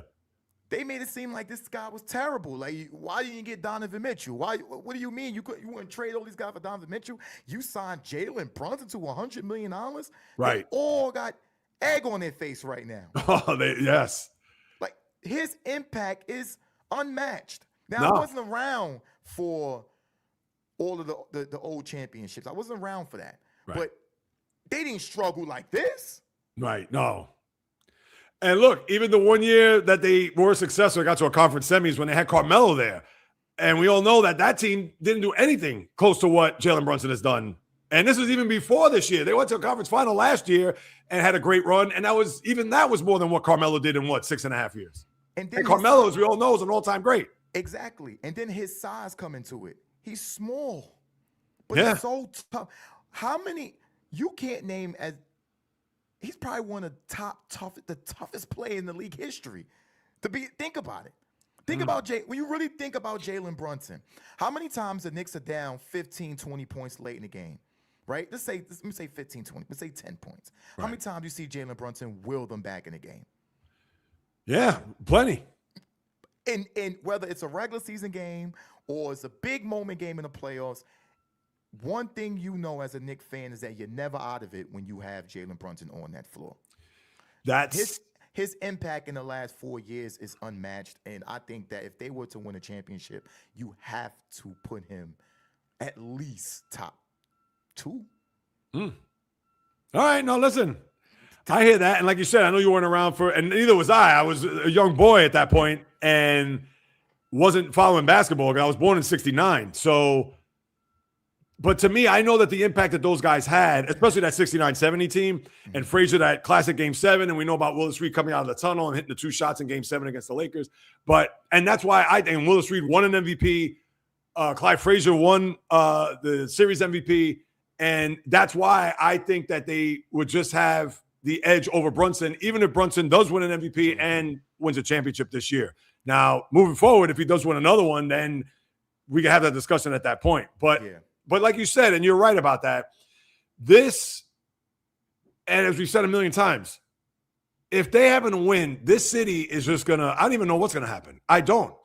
And the only 2 fan bases that I really thought that were the Jets and the Knicks. Not even the Mets, for that matter. I'm a huge Met fan. Because you have the Yankees, and there's more Yankee fans than Met fans, and I understand the Met fans, they're out there, and I see you with the Met hat on. I didn't even know. Are you a Met fan too, Tim? I am. I am now. We'll get to why I am though, but all right. You know what? One day I want to come back on here. We're gonna do a whole baseball segment because I love baseball, and I think that me and you we're really connect with a baseball conversation. Oh yeah. No, baseball is our first love, I'll and get to why I'm a Mets fan. All right. No, that sounds good. Yeah. But so how I look at it is that you're right. I mean, this championship would be not only just for the older Knicks fan that saw those teams win a title, but even for the 90s Knicks fans that saw them go to 2 NBA finals, but lose, and then had to go through all those lean years, Larry Brown, Stephon Marbury, going down the list, Jerome James, etc., and then to go through those Carmelo years and then to bottom out again and then now get to a point where obviously they've suffered. And people have come to me, oh, why are you a hater, this and that. It's like, I'm not a hater. It's just that. Well, you a Celtic fan. It's okay if you're a hater. Like when y'all in the finals, I'm not rooting for y'all. I'm hating. It's okay. No, I hear that. No, and I understand that. And the crazy thing is that when the Knicks fans get at me, and some of them, and they're the younger fans, oh, why you got hate for them, blah, blah, blah. And there was even one guy, and I understand social media can't get crazy, but it's one of those things where it's like, oh, I'm a Celtic fan, I got to root for the Knicks. And I'm like, fam, don't you know this has been our rival for years? And then he tried to come at me with like, oh, they haven't been our rivals. The Heat are more of our rivals than the Knicks have recently. And I said, all right, I'll give you that. But going back to, and I go chapter and verse, going back to 69, 73 with Havlicek's shoulder and losing their first ever Game 7 in the Boston Garden to a Knicks team that went to the championship that year. Patrick Ewing hitting a 3 when the Knicks were down 2-0 in that series in Game 1. Look up those stats if Mark Sammons is in the chat room. Look up those stats when the Celtics scored 157 points in game one and shot, I think, like 65% in the game. And they were up 2-11 in the game when it was best of 5, and they lost game 5 at Boston Garden too. And then obviously in the mid-2000s where they did win one, but they also lost to the, funny enough, that Carmelo team that played the Pacers in the second round. The Celtics, they beat that year. And then obviously last year. So it's like, I don't want to hear that. The young fan can't tell me that. And I understand, old man, get off my lawn, but it's like, no. Historically, we're more the rivals than the Heat were in the last few years. 100%. So it just infuriates me when I got to hear fans try to rewrite history or try to school me to say this. And of course, when I wrote that back, all I heard after that were crickets. I didn't get a response. Well, luckily you didn't get a response, because sometimes you get a rebuttal of a bunch of nonsense, because people they don't like being wrong. I think of course. It's okay to be wrong. You learn that way. Thank you, Tim. Yes. It's okay. Life lessons. It's okay to be long. It's okay to be wrong. No, absolutely. And that's where the Knick hate doesn't come from, because I'm a rival. Just like I'm a Met fan. And everybody in the chat room, they know, never, ever, ever will I root for the Yankees. Ever. And the case in point is 2001, 9/11, what happened? Oh, we got to root for New York. Hell no. When Young Kim was giving up those home runs in game 4 and game 5, I was heartbroken. I was like, oh my God, I got to see the Yankees win another World Series. And then what happened? Game 7, when Mariano strikes out the side in the bottom of the 8th. And I'm thinking, I'm not watching this. Jets Saints were on. Look that up, Mark Salmon. Jets Saints were on November 4, 2001. I said, I'm watching Jets Saints. And then I hear Mike Patrick, may he rest in peace, come out to say, and congratulations to the Arizona Diamondbacks. I went back and watched the celebration. I said, thank God I don't have to see another World Series victory by the Yankees. That's how much I hate them. I understand Met fans not liking Yankee fans. I don't understand Yankee fans not liking Met fans. That's why I said it's a conversation we could talk to. Right. Anybody knew me, I grew up a Yankee fan. Oh, get out of here. Yes, I grew up a diehard Yankee fan. We'll talk about it off camera while I switched over. Right. And one day we'll have a conversation about it. All right. So, but as a Yankee fan growing up, I never hated the Mets, because there was nothing to hate. You know what I mean? Like, as a Yankee fan, you growing up, you're winning. There's nothing. You shouldn't. I feel like you shouldn't step on somebody. You know what I mean? No, I hear you. No, and that's good. I get Met fans why they hate Yankee fans. No, listen, absolutely. And you see, and that's the thing too, because as I always say, everything that comes out of my mouth when it comes to sports, opinions, whatever it is, I tell people, this is business. There's nothing personal about me, whether it's, oh, are you crazy? Like we talked about that day at House of Highlights, when I said Draymond Green is not a Hall of Fame player. Yeah, like, that's an insult to him to say he's not a Hall of Fame player. Do you understand what Hall of Fame is? But of course, the fans. I forgot what side you was on with that. You disagreed that he was in the Hall of Fame, right? Yeah, he's not, and not my eyes. Dennis Rodman, the Hall of Famer, right? He is, but Dennis Rodman at least did one thing, and I said there's maybe one other person in the history of the sport that was better than him in that. Dennis Rodman was a rebound machine. Mm-hmm. The guy won, and not that this really matters in the grand scheme of things, but this is why he's in the Hall of Fame. Yeah, they can say his defense, whatever. This guy won 7 rebounding titles. He averaged like 18 rebounds a game. Draymond Green could dream about averaging 10 rebounds a game, let alone 18. Because if you look at his career stats, I hate to even bring this up right now. Yeah. But come on. When you think of Hall of Fame, and let me ask you that. When you think of Hall of Fame, Tim. We're talking about the NBA Hall of Fame, not the NFL Hall of Fame. No. And that's the other thing, too. It's the Basketball Hall of Fame. It's not the NBA Hall of Fame. Basketball Hall of Fame. Sorry about that. Yeah. No. You're good. But Draymond Green, if I bring up his career numbers, I mean, you'd laugh. If I told somebody right now that, all right, I'm going to read these stats off to you, and you're going to ask me if this guy's a Hall of Famer. And don't give me rings or you won 4 titles, blah, blah, because Robert Horry has 7 rings, and the only way he's getting into the Hall of Fame is he buys a ticket. It's not the same, though. No, it's not, because I understand he was part of that team, but he was carried by Steph Curry, Klay Thompson, carried by those guys. I don't think he was carried by them. I disagree. They don't win without him. He's a contributing enforcer. That's like saying Josh Hart. Like Josh Hart right now.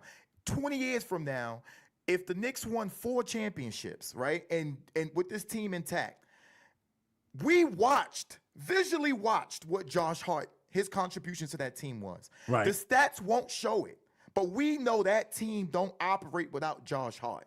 That's what Draymond Green was to the Golden State Warriors. We watched it. Forget about the stats.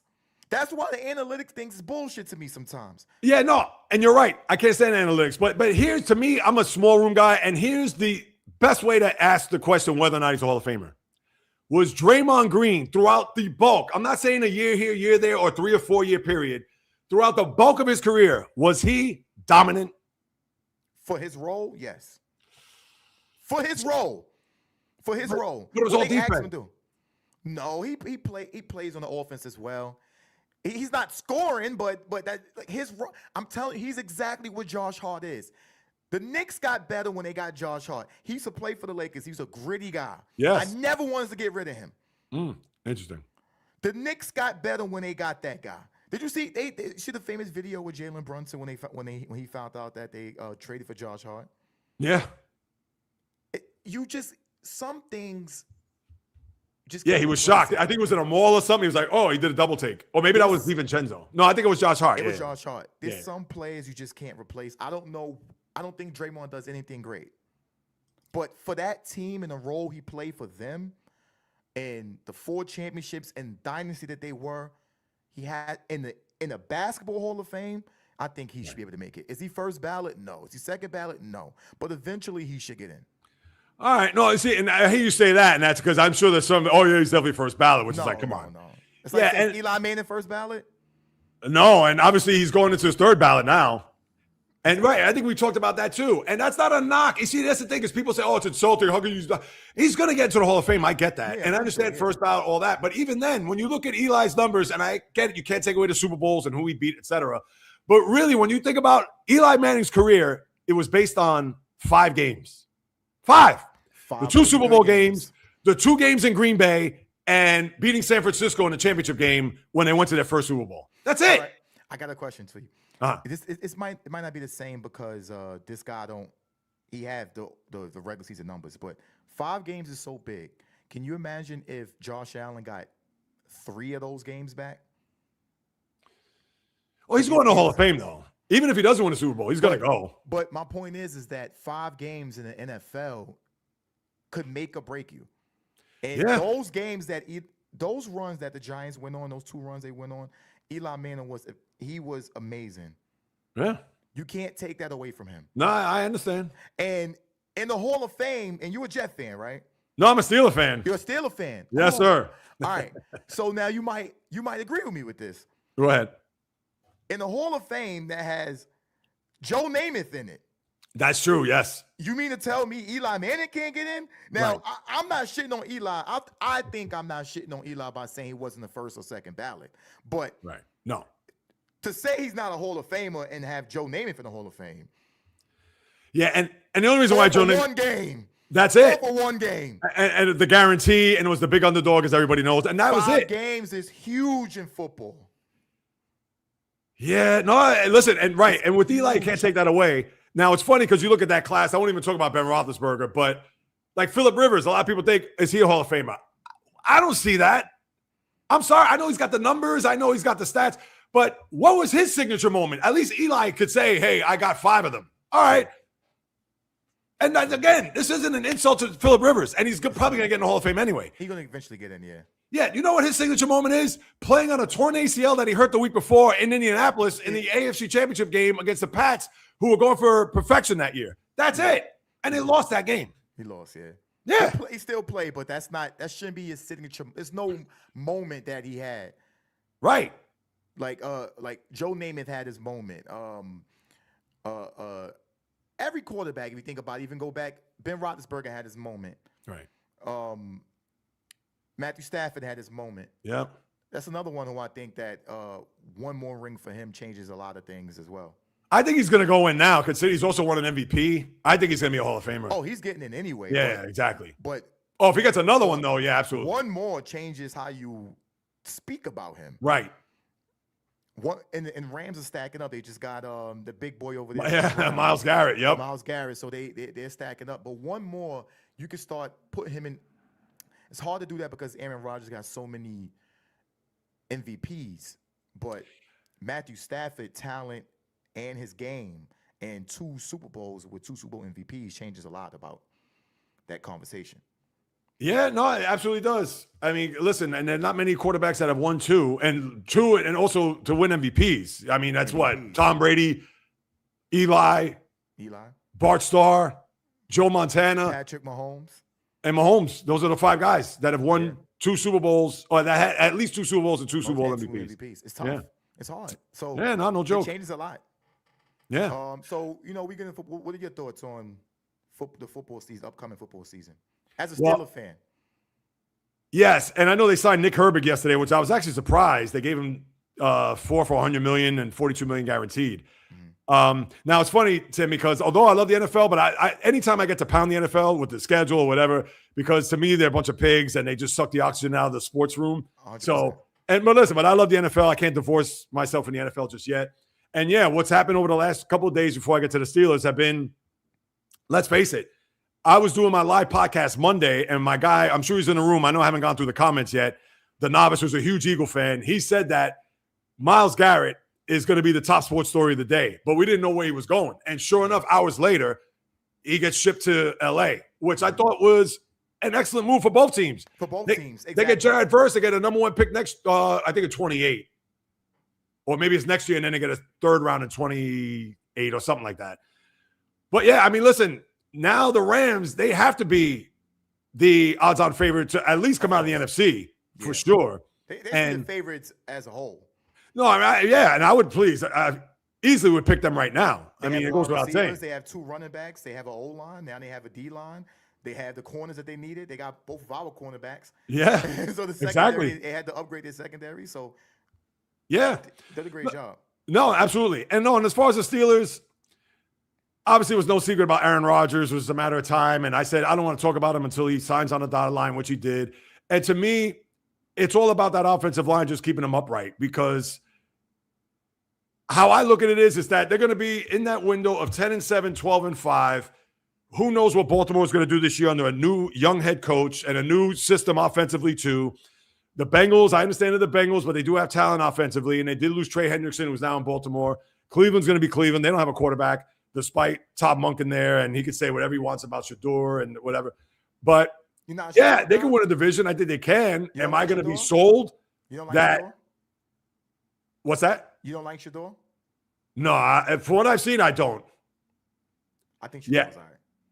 Oh, you think it's all right? Yeah, and that's the thing. I mean, to me, obviously we need to see more, small sample size, etc. But the sample size that I did see, even that Steeler game when they beat the Steelers late in the year, he threw 2 passes the whole game that were of note. Other than that, they did nothing in the game. Now, I understand their defense was great because they only held the Steelers to, I think, they lost 13-6. But, yeah, I need to see more. But I don't know. Yeah. For what I've seen so far, I have not been sold. I think he'll come around. We'll see, though. We'll talk on it later. But oh, yeah. We'll see.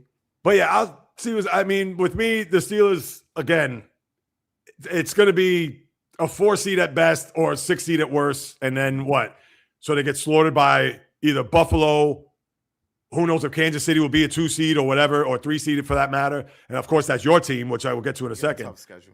But, no, yeah. And I heard your podcast, too. I was listening to that about how when the schedule came out and how you looked at it, and, of course, them getting the opener, thinking that Mahomes is going to be back. And they got the first 2 games in prime time. Yeah, tough schedule. But, yeah. And listen, the last sport I'm thinking about is football right now. I got to be honest. And I get it. Everybody's geeked up over the NFL. They're waiting for training camp, which is the end of next month. Which we got I can't time. We'll get to that later. We got time. No, absolutely. But, yeah. Again, when we go back to the NBA Finals, I'm fascinated and can't wait to see how it's all going to shake down. And, yeah, I'll be live on after the game. So that was my little secret at the beginning. I might as well put that out here now. After the game tonight, I'm going to go live just to give a recap. I'll talk about it on the podcast tomorrow, but get people's thoughts, whatever, as I try to just get the first word out on game 1 of the finals tonight. But, yeah, so let's see what happens there. And let me see what else. If you want to talk baseball, what else is on your mind? Wait, so who you got tonight? You got the Spurs to win? Yeah, I think the Spurs are going to win tonight. All right. So, you know what I'll do? Post game. I'll go with the Knicks tonight. All right. And then we'll see what happens with that. Yeah, no, absolutely. I'll go with the Knicks tonight. All right. I think Jalen Brunson going to come out. I think this is going to be his big game. Listen, I certainly could totally understand that 100%. Yeah. I like Brunson. I always liked him in Dallas too, so I like him, man. I like tough basketball players. No, yeah. To me, yeah, 100%. I love tough play. Even all players like that, whatever sport, but especially a guy like that who, and I'll take 10 or 12 of those guys on my team any day because they have heart, they have toughness, they have grit. That even when things are dirty, ugly, he could go 0 for 20 in the first 3 quarters, but he's still coming out firing in the fourth quarter. And you love that in players. You don't want players to just not touch the basketball or just be soft where, hey, do I need to bring up James Harden? Case in point. Or even Chet Holmgren? Case in point. I'm paying you all of this money to score points. Yeah. Put the ball in the basket. That's it. That's it. Case closed, yeah. So we'll find out tonight. Oh, yeah. And I'll reach out to you. All right. Tim, no, sounds good. Yeah, we'll be in contact. Absolutely, man. Thank you. Thank you for having me on. This is great. Oh, no. Tim, and listen, tell everybody where they can find you, social media, your podcast, etc., so they can tune in. All right. So you could find me on TikTok, 723rd Entertainment. That's 723rd Entertainment. That's where I post all of my stuff at. I don't really use my own personal page. I should, but I have a lot of things coming out. I have a audio drama on Juneteenth that's coming out. It's called Lola Bell. I'm an actor and filmmaker as well as a podcaster. Sports is my passion, and I also use that as a driving force to my creativity with writing and filmmaking. But TikTok, you can find my pod. It's called The Tim Show. It's on YouTube. It's on Apple Podcasts. It's on Spotify. It's on iHeartRadio. I like to drop a lot of shorts just because people attention spans is not as but no, I do like the live stream. We get a chance to just talk. This was great. Oh, yeah. And definitely, Tim, I'll definitely have you back. We'll chop it up again. And listen, I appreciate you taking the time out to be a part of this. Much appreciated. Thank you again. And yeah, we'll be in touch, man, throughout the course of the series, and we'll see how it shakes down. Thank you, man. You're welcome, man. No problem. Thank you, Tim. Have a good one. You too. All right. What can I tell you, people? That's what happens when you meet people who are passionate and who have the same mindset when it comes to sports and just loves to chop it up. I mean, it doesn't get any better than that. Now, let me get to the comments. I know they've been all over. Let me see. Brunson. All right, hold on. I'm going to go through this, and the other couple things I want to touch on are quick. All right, yeah, we got to Matt. That was the last one. Oh, 82 in Michigan. All right, I want to get through all these because, I definitely got to take the time out to do that. J-Rod. Oh, Donut Day. That was, Cocoa Pebbles. Fishing Angels. All right, here's where we're at. All right, so Val. The Lions hired, oh, wow, Chris Greer. J-Rod, he's probably he's choking on his Cocoa Pebbles right now. A whole box at a time. It's available to watch. Yes, you're live, which is good. I'm glad that Ray's putting up live content. Ray's going to watch the replay for sure. I love it. The support from the rest of the crew. We'll be there. Won't miss it. Fishing Angel, you guys are great. J-Rod, what's your favorite cereal? I know, I haven't had cereal in ages. My favorite? Yeah, I used to love like Fruity Pebbles, Cocoa Pebbles, Captain Crunch. Oh, Val was, look at that. All right, Val, that's good. Corn Pops. All right, my guy Fuqua, a.k.a. Tatsuya Mai, Minnesota Fats, etc. Knicks are going to catch a beating. Wow. So I think you said 5 games. Is that right? I'm going to do mine after stream is over. All right, I'll see if I can catch that there, Ray. I have 5 pets in my house with a big pancake there. I like that. What kind of pets, if you're still with us, IDK? I know I'm just catching up now. Of course, Fishing Angel, hello, bio. Yes, sir, I am. Okay, good. Al Horford's birthday. Fuqua said the same thing. Yes, I hope so. All right, awesome. Fishing Angel, hello. Oh, I didn't put the top comments. Oh, yeah. Yes, Al Horford is 40. I think it's time for him to retire, don't you think? Castle's too big for Jalen Brunson. He can shoot over him a dunk. And he's got energy to burn. I don't know. That's interesting.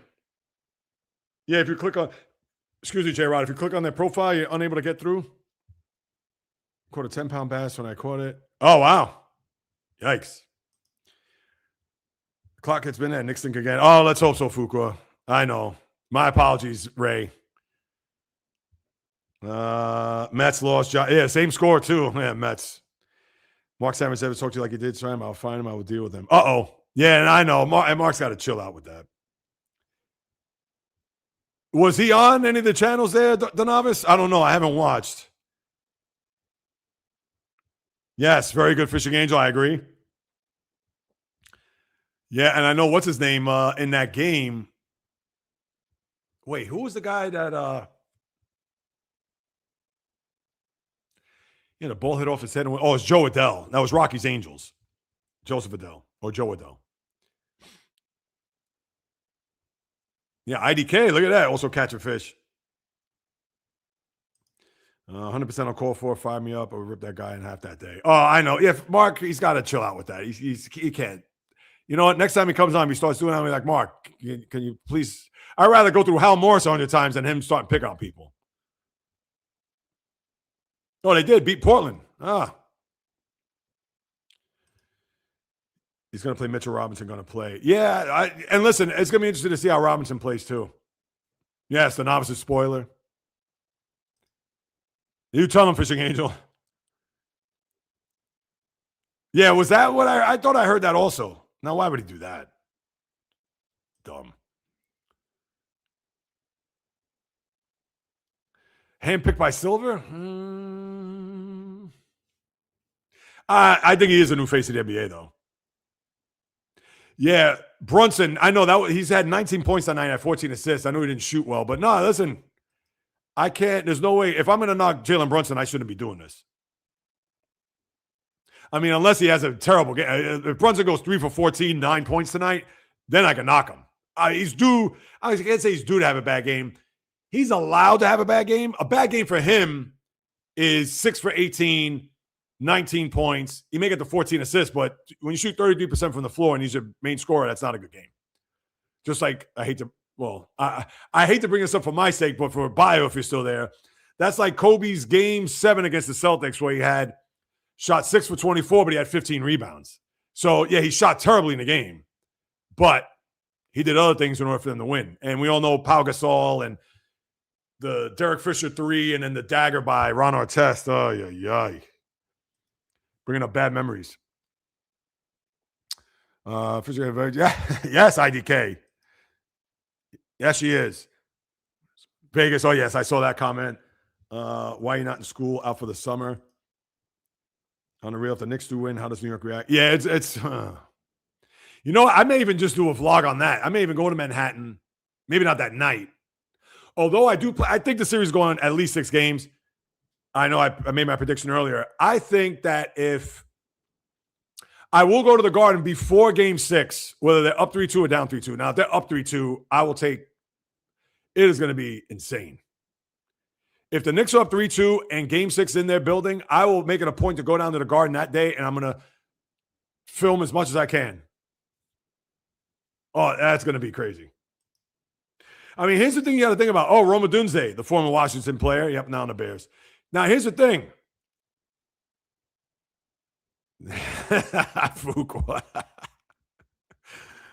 I love it. Oh, Fuqua, you're funny. Here's the thing you also got to think about with New York teams. You have 2 baseball teams, 2 football teams, 3 hockey teams. And yes, you have 2 basketball teams, but no one, and I mean absolutely nobody, there's like 5 people on the planet, including my guy Keith McPherson, shout out to him, that like the Brooklyn Nets. Just about everybody in New York, if they watch basketball, not everybody, but a majority of the people, they're Knicks fans. So they're the one team that everybody's going to rally around because you have majority Yankee fans, but you also have a ton of Met fans. You have a ton of Giant fans. We have a ton of Jet fans. You have a ton of Ranger fans, but they're Islander and Devil fans. Knicks, it's like Knicks 85%, Nets 15%. Because let's say if the Nets were in the final right now, you'll have a bunch of bandwagon fans and the 5 Net fans that I talked about. And if the Nets won a championship, would there even be a parade? Yeah, there'd be a parade, of course, but that just goes to show you where they stack in the pecking order as far as basketball in the city. I mean, please, it's not even close. Chris Godwin. Oh, yeah, on AI. Yeah, I did read that. Whoopa Valley High School. IDK, how old are you, if I may ask? Oh, final day Friday. Good for them. 4,000, yes. The old blue seats, the 400s. Because he was trying to call. He didn't have a timeout. Wait, what play was that, Ray?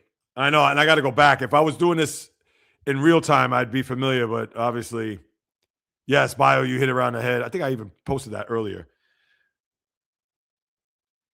Yeah, well, I'll tell you, I'll be the man on the street to keep the peace as much as we can, but Nevada, Clark County. Oh, look at that. All right, so Nevada. All right, I'm going to have to just bounce around here because it's 1:30. I want to get to the Cup final and maybe one other thing. I know Sabalenka lost today. Let me see. Anything else happen here? Let's check it out. Sports. All right. Anything is possible. Let's go Knicks in time. Brunson MVP, Knicks in 6, and then J. Reels Dawson, Knicks jersey. Could I do that? Many moons ago, I went to a Knick game, 83, and they were giving away these tank tops, like a Knick jersey. And yeah, I did wear that around the house. I never wore it outside. I just wore it around the house. It was just something to wear. But that was it. And even then, I was like, what the hell am I wearing this for?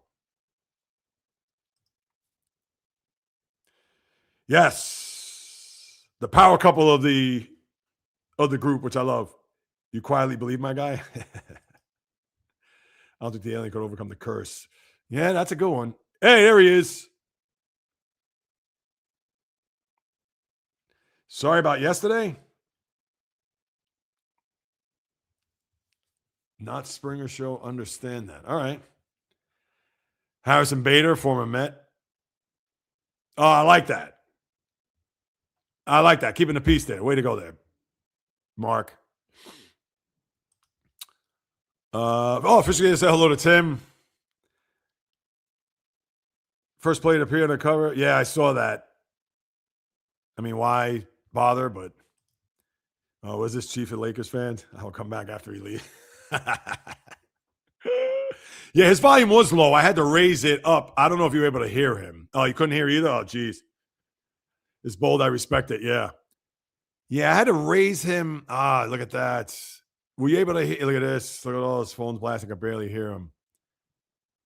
I've seen the good, the bad, the Knicks. No respect for the Pistons. I know. Yeah, that was.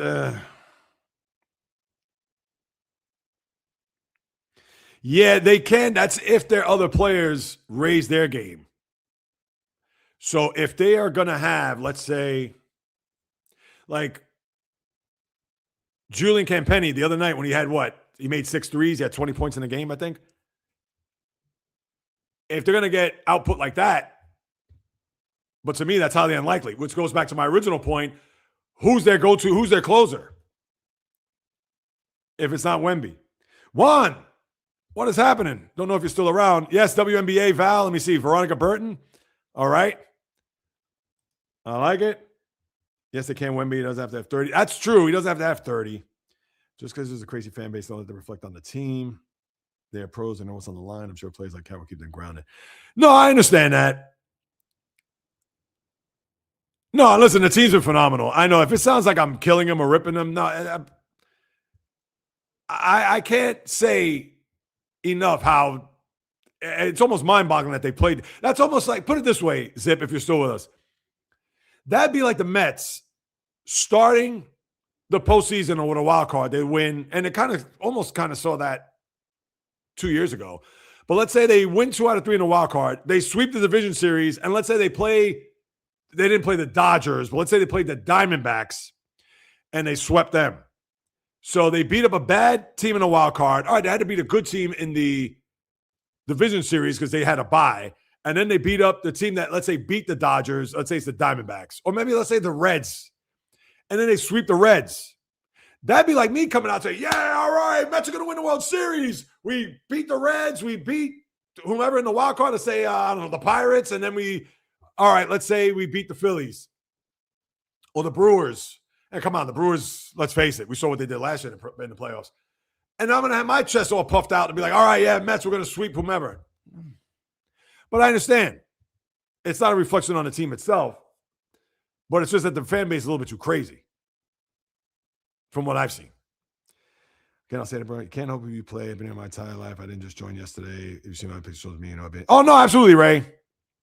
And I know it's who you play. But at the flip side of that, too, is that even if you, but there are teams that, let's say, go through the gauntlet, that teams had the tough road to get to an NBA final, a Super Bowl, whatever it may be. Even the Steelers, there was 6 seed that year, and they had to beat the 1, 2, and 3 seed. They beat the Bengals. All right, they're the Bengals. They beat the Colts, who started off 14-0 that year.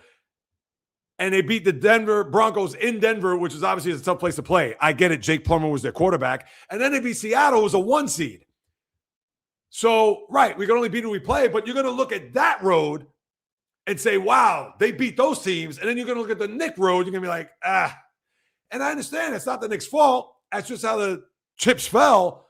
But you're going to take more stock in the team that went through the tougher road than the team that did not. And same with the Celtics 2 years ago. Celtics had a cakewalk, as I've talked about a million times. Of course, you're not going to throw the championship back. But if somebody got into my face and said, oh, you beat nobody on the way to a championship despite the Celtics being a top seed, what am I going to say to that? I'm going to say, you know what? You're right. I'm not going to say, oh, well, those are the teams we beat. No, I'm going to be like, yeah, you're right. As evidenced by their 16-3 record.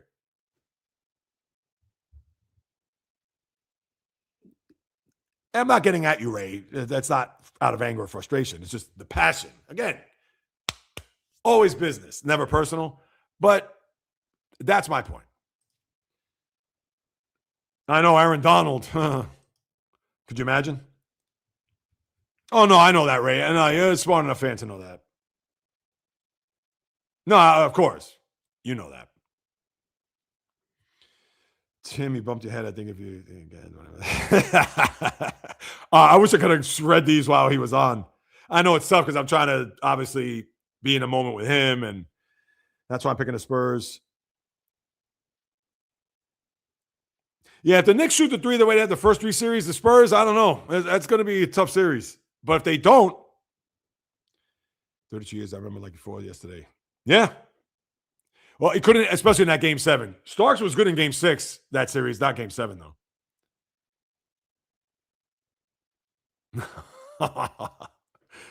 Oh, man. We'll see, Fishing Angel.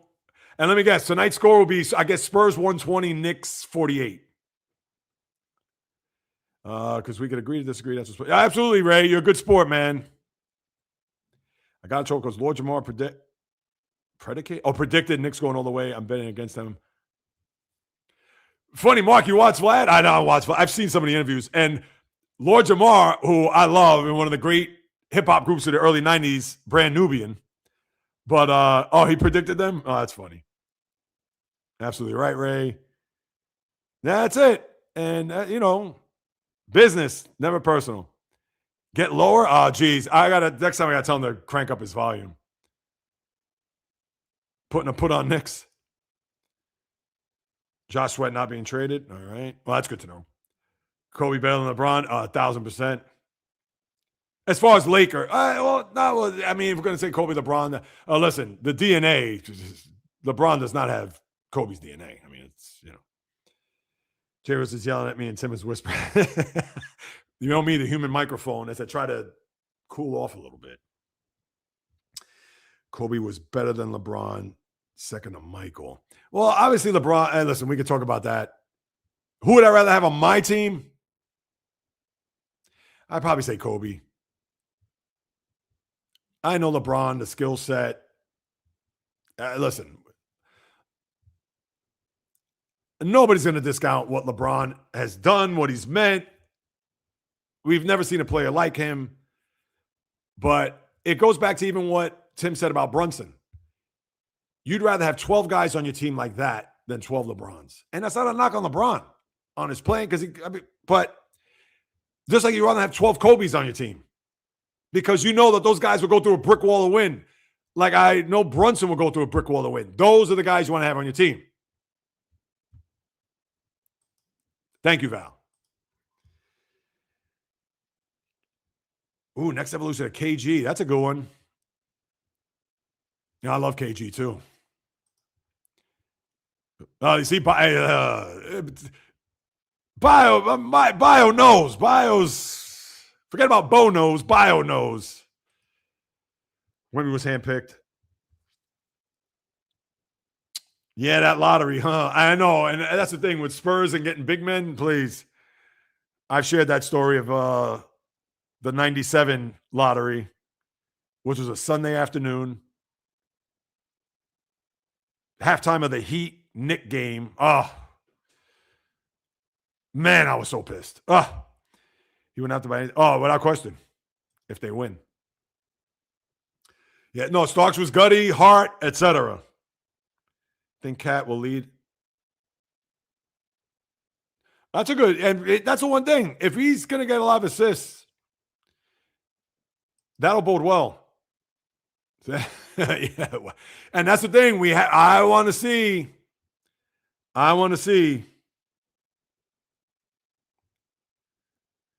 Yeah, I mean, listen, Fishing Angel, you're not far off. Bernard King over Ewing. The thing with Bernard, and listen, Bernard was great. He only had like that 4-year window. Then he tore his knee in Kansas City when they were in the Kansas City Kings, and that was it. He wasn't the same ever since. I wonder. That's a good one there, Mark. I like that. I'll be okay with that. Yes. Pick the Knicks over playing Luka. Bet on himself. Now, here's the thing. If you start a team tomorrow, I think you would still pick Luka. Forget about the injuries. Let's say if he was going to be healthy. But here's the thing, man. Luka. And listen, he's a wonderful basketball player. But, man, he does not stop yapping at the refs. And that's one of the things you don't like about him. Because of how good he is. Bro, what are we doing? Not like to walk away from the Mets. You're going to have a lifetime up. Yes. Yes, he did, Mark. That is a fact.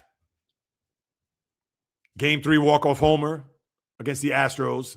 Game 1 off of Oil Can Boyd at Fenway, down 2-0. Tim, it's not too late to back the Yankees. Your days are simple. You wake, you eat, you win. Yeah. That's the old, who said that? Mariano Duncan? Yeah, Rahman was a beast. Uh-oh. Lord have mercy, Draymond not a Hall of Famer. Tista. And thanks for stopping. I don't know if you're still here. Tista. Dominance. Was he dominant? No, Rahman was great. Thank you, Bio. Thank you. And I know you're not saying that because of Laker bias. We watch the games. And I understand. Listen, Draymond, during the early part of that run, that 2013, think about Game 7. If I pull up those stats, the Game 7 against the Cavs, when the Cavaliers won, it came back from 3-1. I'll even pull that up. He had a very good offensive game. What was the date? No, hold on. And again, this is not a knock, a slight. When people, that's like me. If I said LeBron's not a Hall of Famer, then people could say like, "Yo, you're bugging out. You're off in the wilderness." Listen, James Harden. You know how much I've killed him. He's a Hall of Fame basketball player. Now, I wouldn't want him on my team with the life on the line, but he is. Come on, I'm not going to be stupid to think that he's not. Won an MVP. He's put up great offensive numbers. I'm not into the metrics, as you know, but I'd be stupid if I came out, wait a minute, this is wrong year. Yeah, 15-16 I wanted. I'd be silly if I came out and said, James Harden's not a Hall of Famer. But, come on. Here's Draymond. Game 7, 2016 final. He was, look at these numbers for Draymond Green. And listen, this is a Hall of Fame performance. He did everything he could to win this game. And this is why, for everybody that loves Steph Curry, and listen, he gets all the accolades, and we know he's the first ballot Hall of Famer, so I don't want people to, what do you think? You're going to say he's not a Hall of Famer? Come on, again. But people forget about Steph Curry in that Game 7, where, check the tape, he's throwing behind-the-back passes with 4.5 minutes to go into the stands. And he's trying to break Kevin Love at the three-point line and try to shoot over him, where he can just go walk around him and get to the basket. Steph Curry was 6 for 19, 17 points. 4 for 14 from 3. For him, that is an awful game. Here's Draymond's stats. You ready for this? And I remember, he played great. He played 47 minutes, was 11 for 15, 6 for 8 from 3, 32 points, 15 rebounds, 9 assists. Now, that's a Hall of Fame performance. And that I'd be stupid if I said, he got lucky. No, and Draymond had games like that. But again, did he have 6, 7, 8 straight years like that? He did not. And that's why, in my eyes, he's not a Hall of Famer. Yeah, he may have anchored that defense. He may have been the blood and guts of the team. But I'm sorry. And I understand Timmy came out and said, well, no, I disagree. Steph and Clay carried Draymond. Because guess what? You put Draymond on a bad team, he will be invisible. You put Steph or Clay on a bad team, they may not win 60 games, but they'll be in the playoffs every year.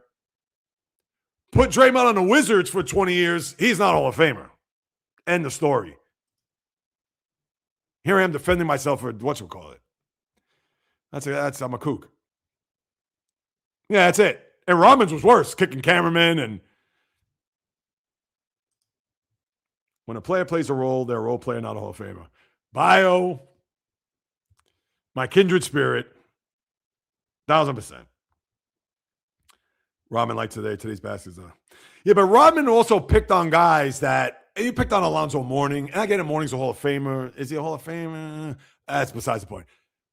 Like, Rodman wouldn't do that to Bird in those days. I mean, Bill Laimbeer tried to get on and we saw what Bird did. He slammed him to the ground, punched him, and he threw a basketball at him.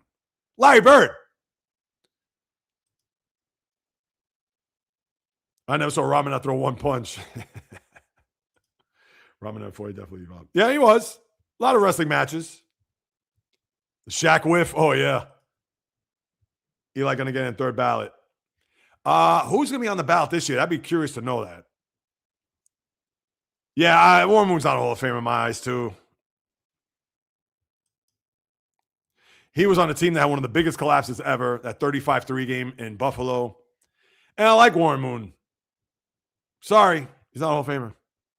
Yes, Val. He did throw, yeah, he did. Warren Moon had a big arm, and he did throw a pretty ball. That I agree with.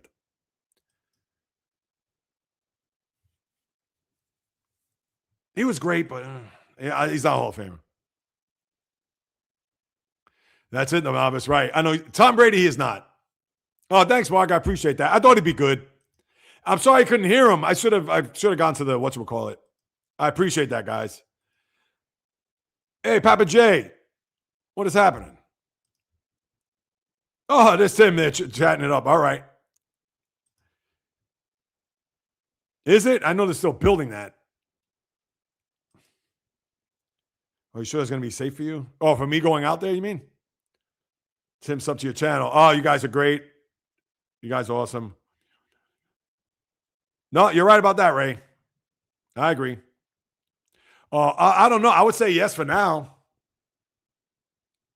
I don't know too. Oh, thank you, Fishing Angel. That's great. Game 2 in Atlanta. Oh, hang on. I must have missed that. Yeah, last time they lost. Thank you for the powers ready to destroy you after live props to you, sir. I know. We want to keep the peace in here, Mark. Listen, I understand. You want to talk Hal Morris to you, blue in the face. Last week I entertained. There's going to be more times I won't, but yeah. Yes, I did. He actually texted me back real quick. I know. Look, and then even Tim's volume. Oh, geez. I didn't even see this text. So locked in on here. Next time I have him on, I'll tell him to pump up his volume. Yeah, Brent. I reached out yesterday at 2:30. Just saying what is happening, what's going on. And he followed up with me this morning, say, thank you for reaching out. We'll reply later. Hope things are super with you and the family, and of course the channel. And then I wrote him back and they gave me a thumbs up. So I've heard back. I don't know how he's doing. Hopefully everything's all right, but I'll keep you guys posted with that. Val B stretching. Yeah, Lord knows I need to do that. I will not give it back. I will not roll it back. I hear that. Yes, we have been waiting for this, Fishing Angel. It's been a long time coming. Well, I know, my guy. That's why I respect you. Thank you, Ray. And it goes both ways. You know that. There you go. Now, Ray, don't take that score personally. That's her way of choosing a score. So wait till the Michigan football predictions. Those are even better. USA cannot win gold until Kobe joined the team in 08. Yes. Carmelo, Duncan Kidd. I know. And that team was still good. Look, Iverson, you had Duncan. Yeah, that 04 team in Greece. Woo. Good call there, Bio. The Mets got dog walk last night. Jonathan lifted it. Like a prison yard. Oh, Fook with the Mets. Oh, yeah, I do remember that. Rick Dempsey. Yeah, that was, what was that? 88. What game was that? I'm trying to think. I do remember that, but now as I'm jogging my memory. Oh, there's Ray. You play, that's it. The famous last words, Mariano Duncan. Yeah, I got to think about that one with the Rick Dempsey. I do recall that. I know. No, you're right, Donavis. I hate it. Curry underrated? I don't know if he's underrated. Oh, because he signed him with the, what's the name of that? Ling Nang? I can't even pronounce it. Signed that big deal, the Chinese sneaker. Yep, no Kobe. Yeah, that 08 one. Fishing Angel, thank you. I appreciate that. I know I'm almost caught up on these comments. Can you look that up? Because I'm curious on the ballot with him. Yeah, I'll look that up, Ray. But I know I want to get to one other thing before I sign off.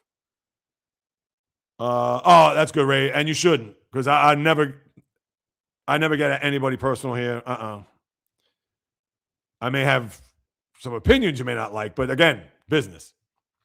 I think it's a lot more normal here. This is I block. Oh, no, you didn't block. Did you do that, Val? Jeez. Papa J. Papa J, what's happening? All right, let me quickly get to this. So last night, for those who care, I'm rooting for Vegas big time, and last night was big. They were down 2-0 early, 2 goals by Nikolai Ehlers. They came back, actually took a 4-3 lead.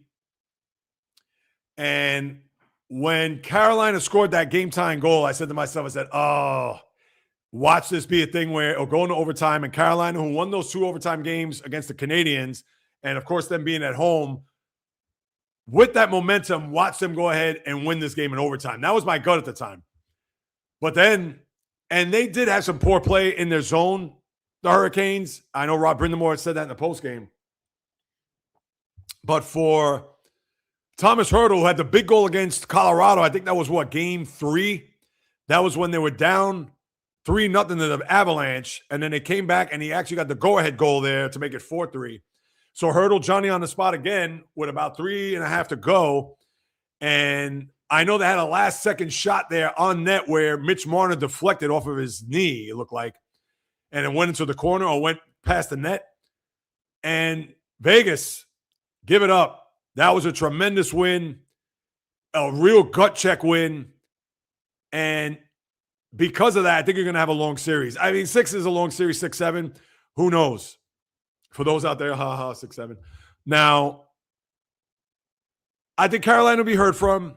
By any means, this is not, one game doesn't make a series, as we know. I will say this. We saw this in the last series, and I'm not predicting this, but I'm just sending a fair warning. If by any chance Vegas wins game 2, there's going to be a smell of sweep in the air. Because when you think what they did to Colorado in winning the first 2 games in Mile High City, and then they went back to the Sin City and dusted them off. Would you be surprised of a repeat performance this go around? You can clip that, because I'll have to think that maybe, just maybe, they will have a shot to sweep. And boy, that would be, talk about beating the best 2 teams in the sport, especially if you sweep. Now, it's way too early. Let's see them tomorrow night and how that's going to unfold. But you're going to hear a lot of whispers of, we saw them do this in the previous round. Will they do this again? We shall see. Yeah, the 100. Yeah, she does that all the time, Ray. That's her way of predicting scores. Maybe she blocked me either way. No, you're right. Hey, listen, I'm not. There's no way to knock him. Curry is great. Yeah, he's an all-time great. People could put him. I understand that people put him in the top 10. I can understand why, and I can see that. I won't.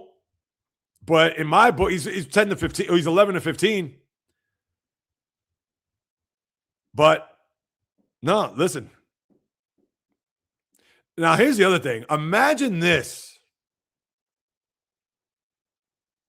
And I guess I'll sign off on this note.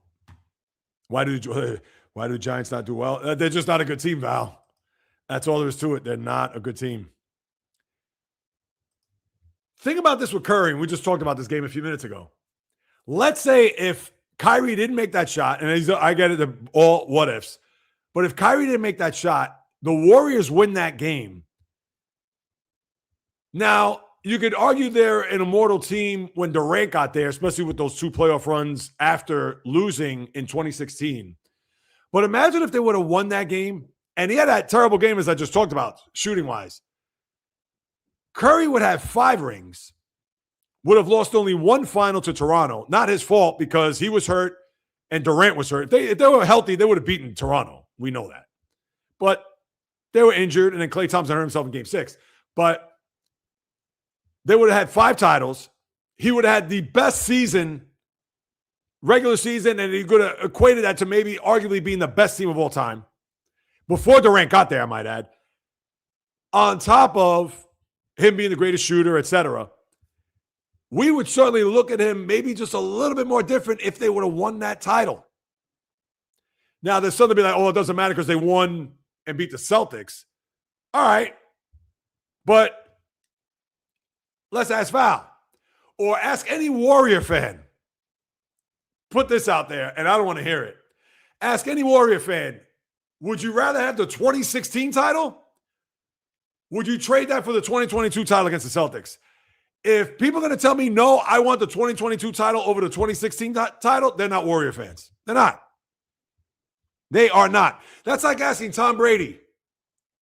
Tom, in order for you to have that perfect season,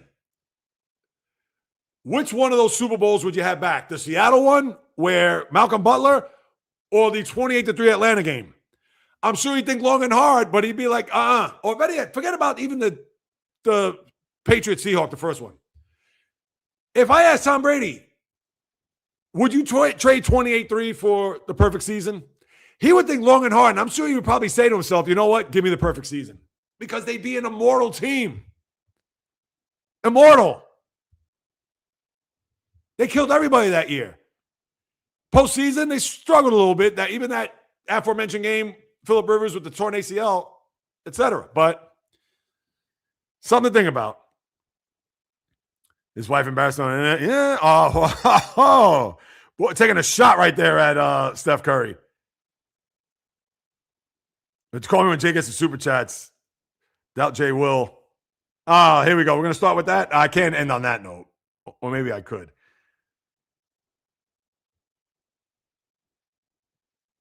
If he pays for it. Doubt Jay will. All right. All right, Mark. You going to close out on that note? I'm going to close out on this note.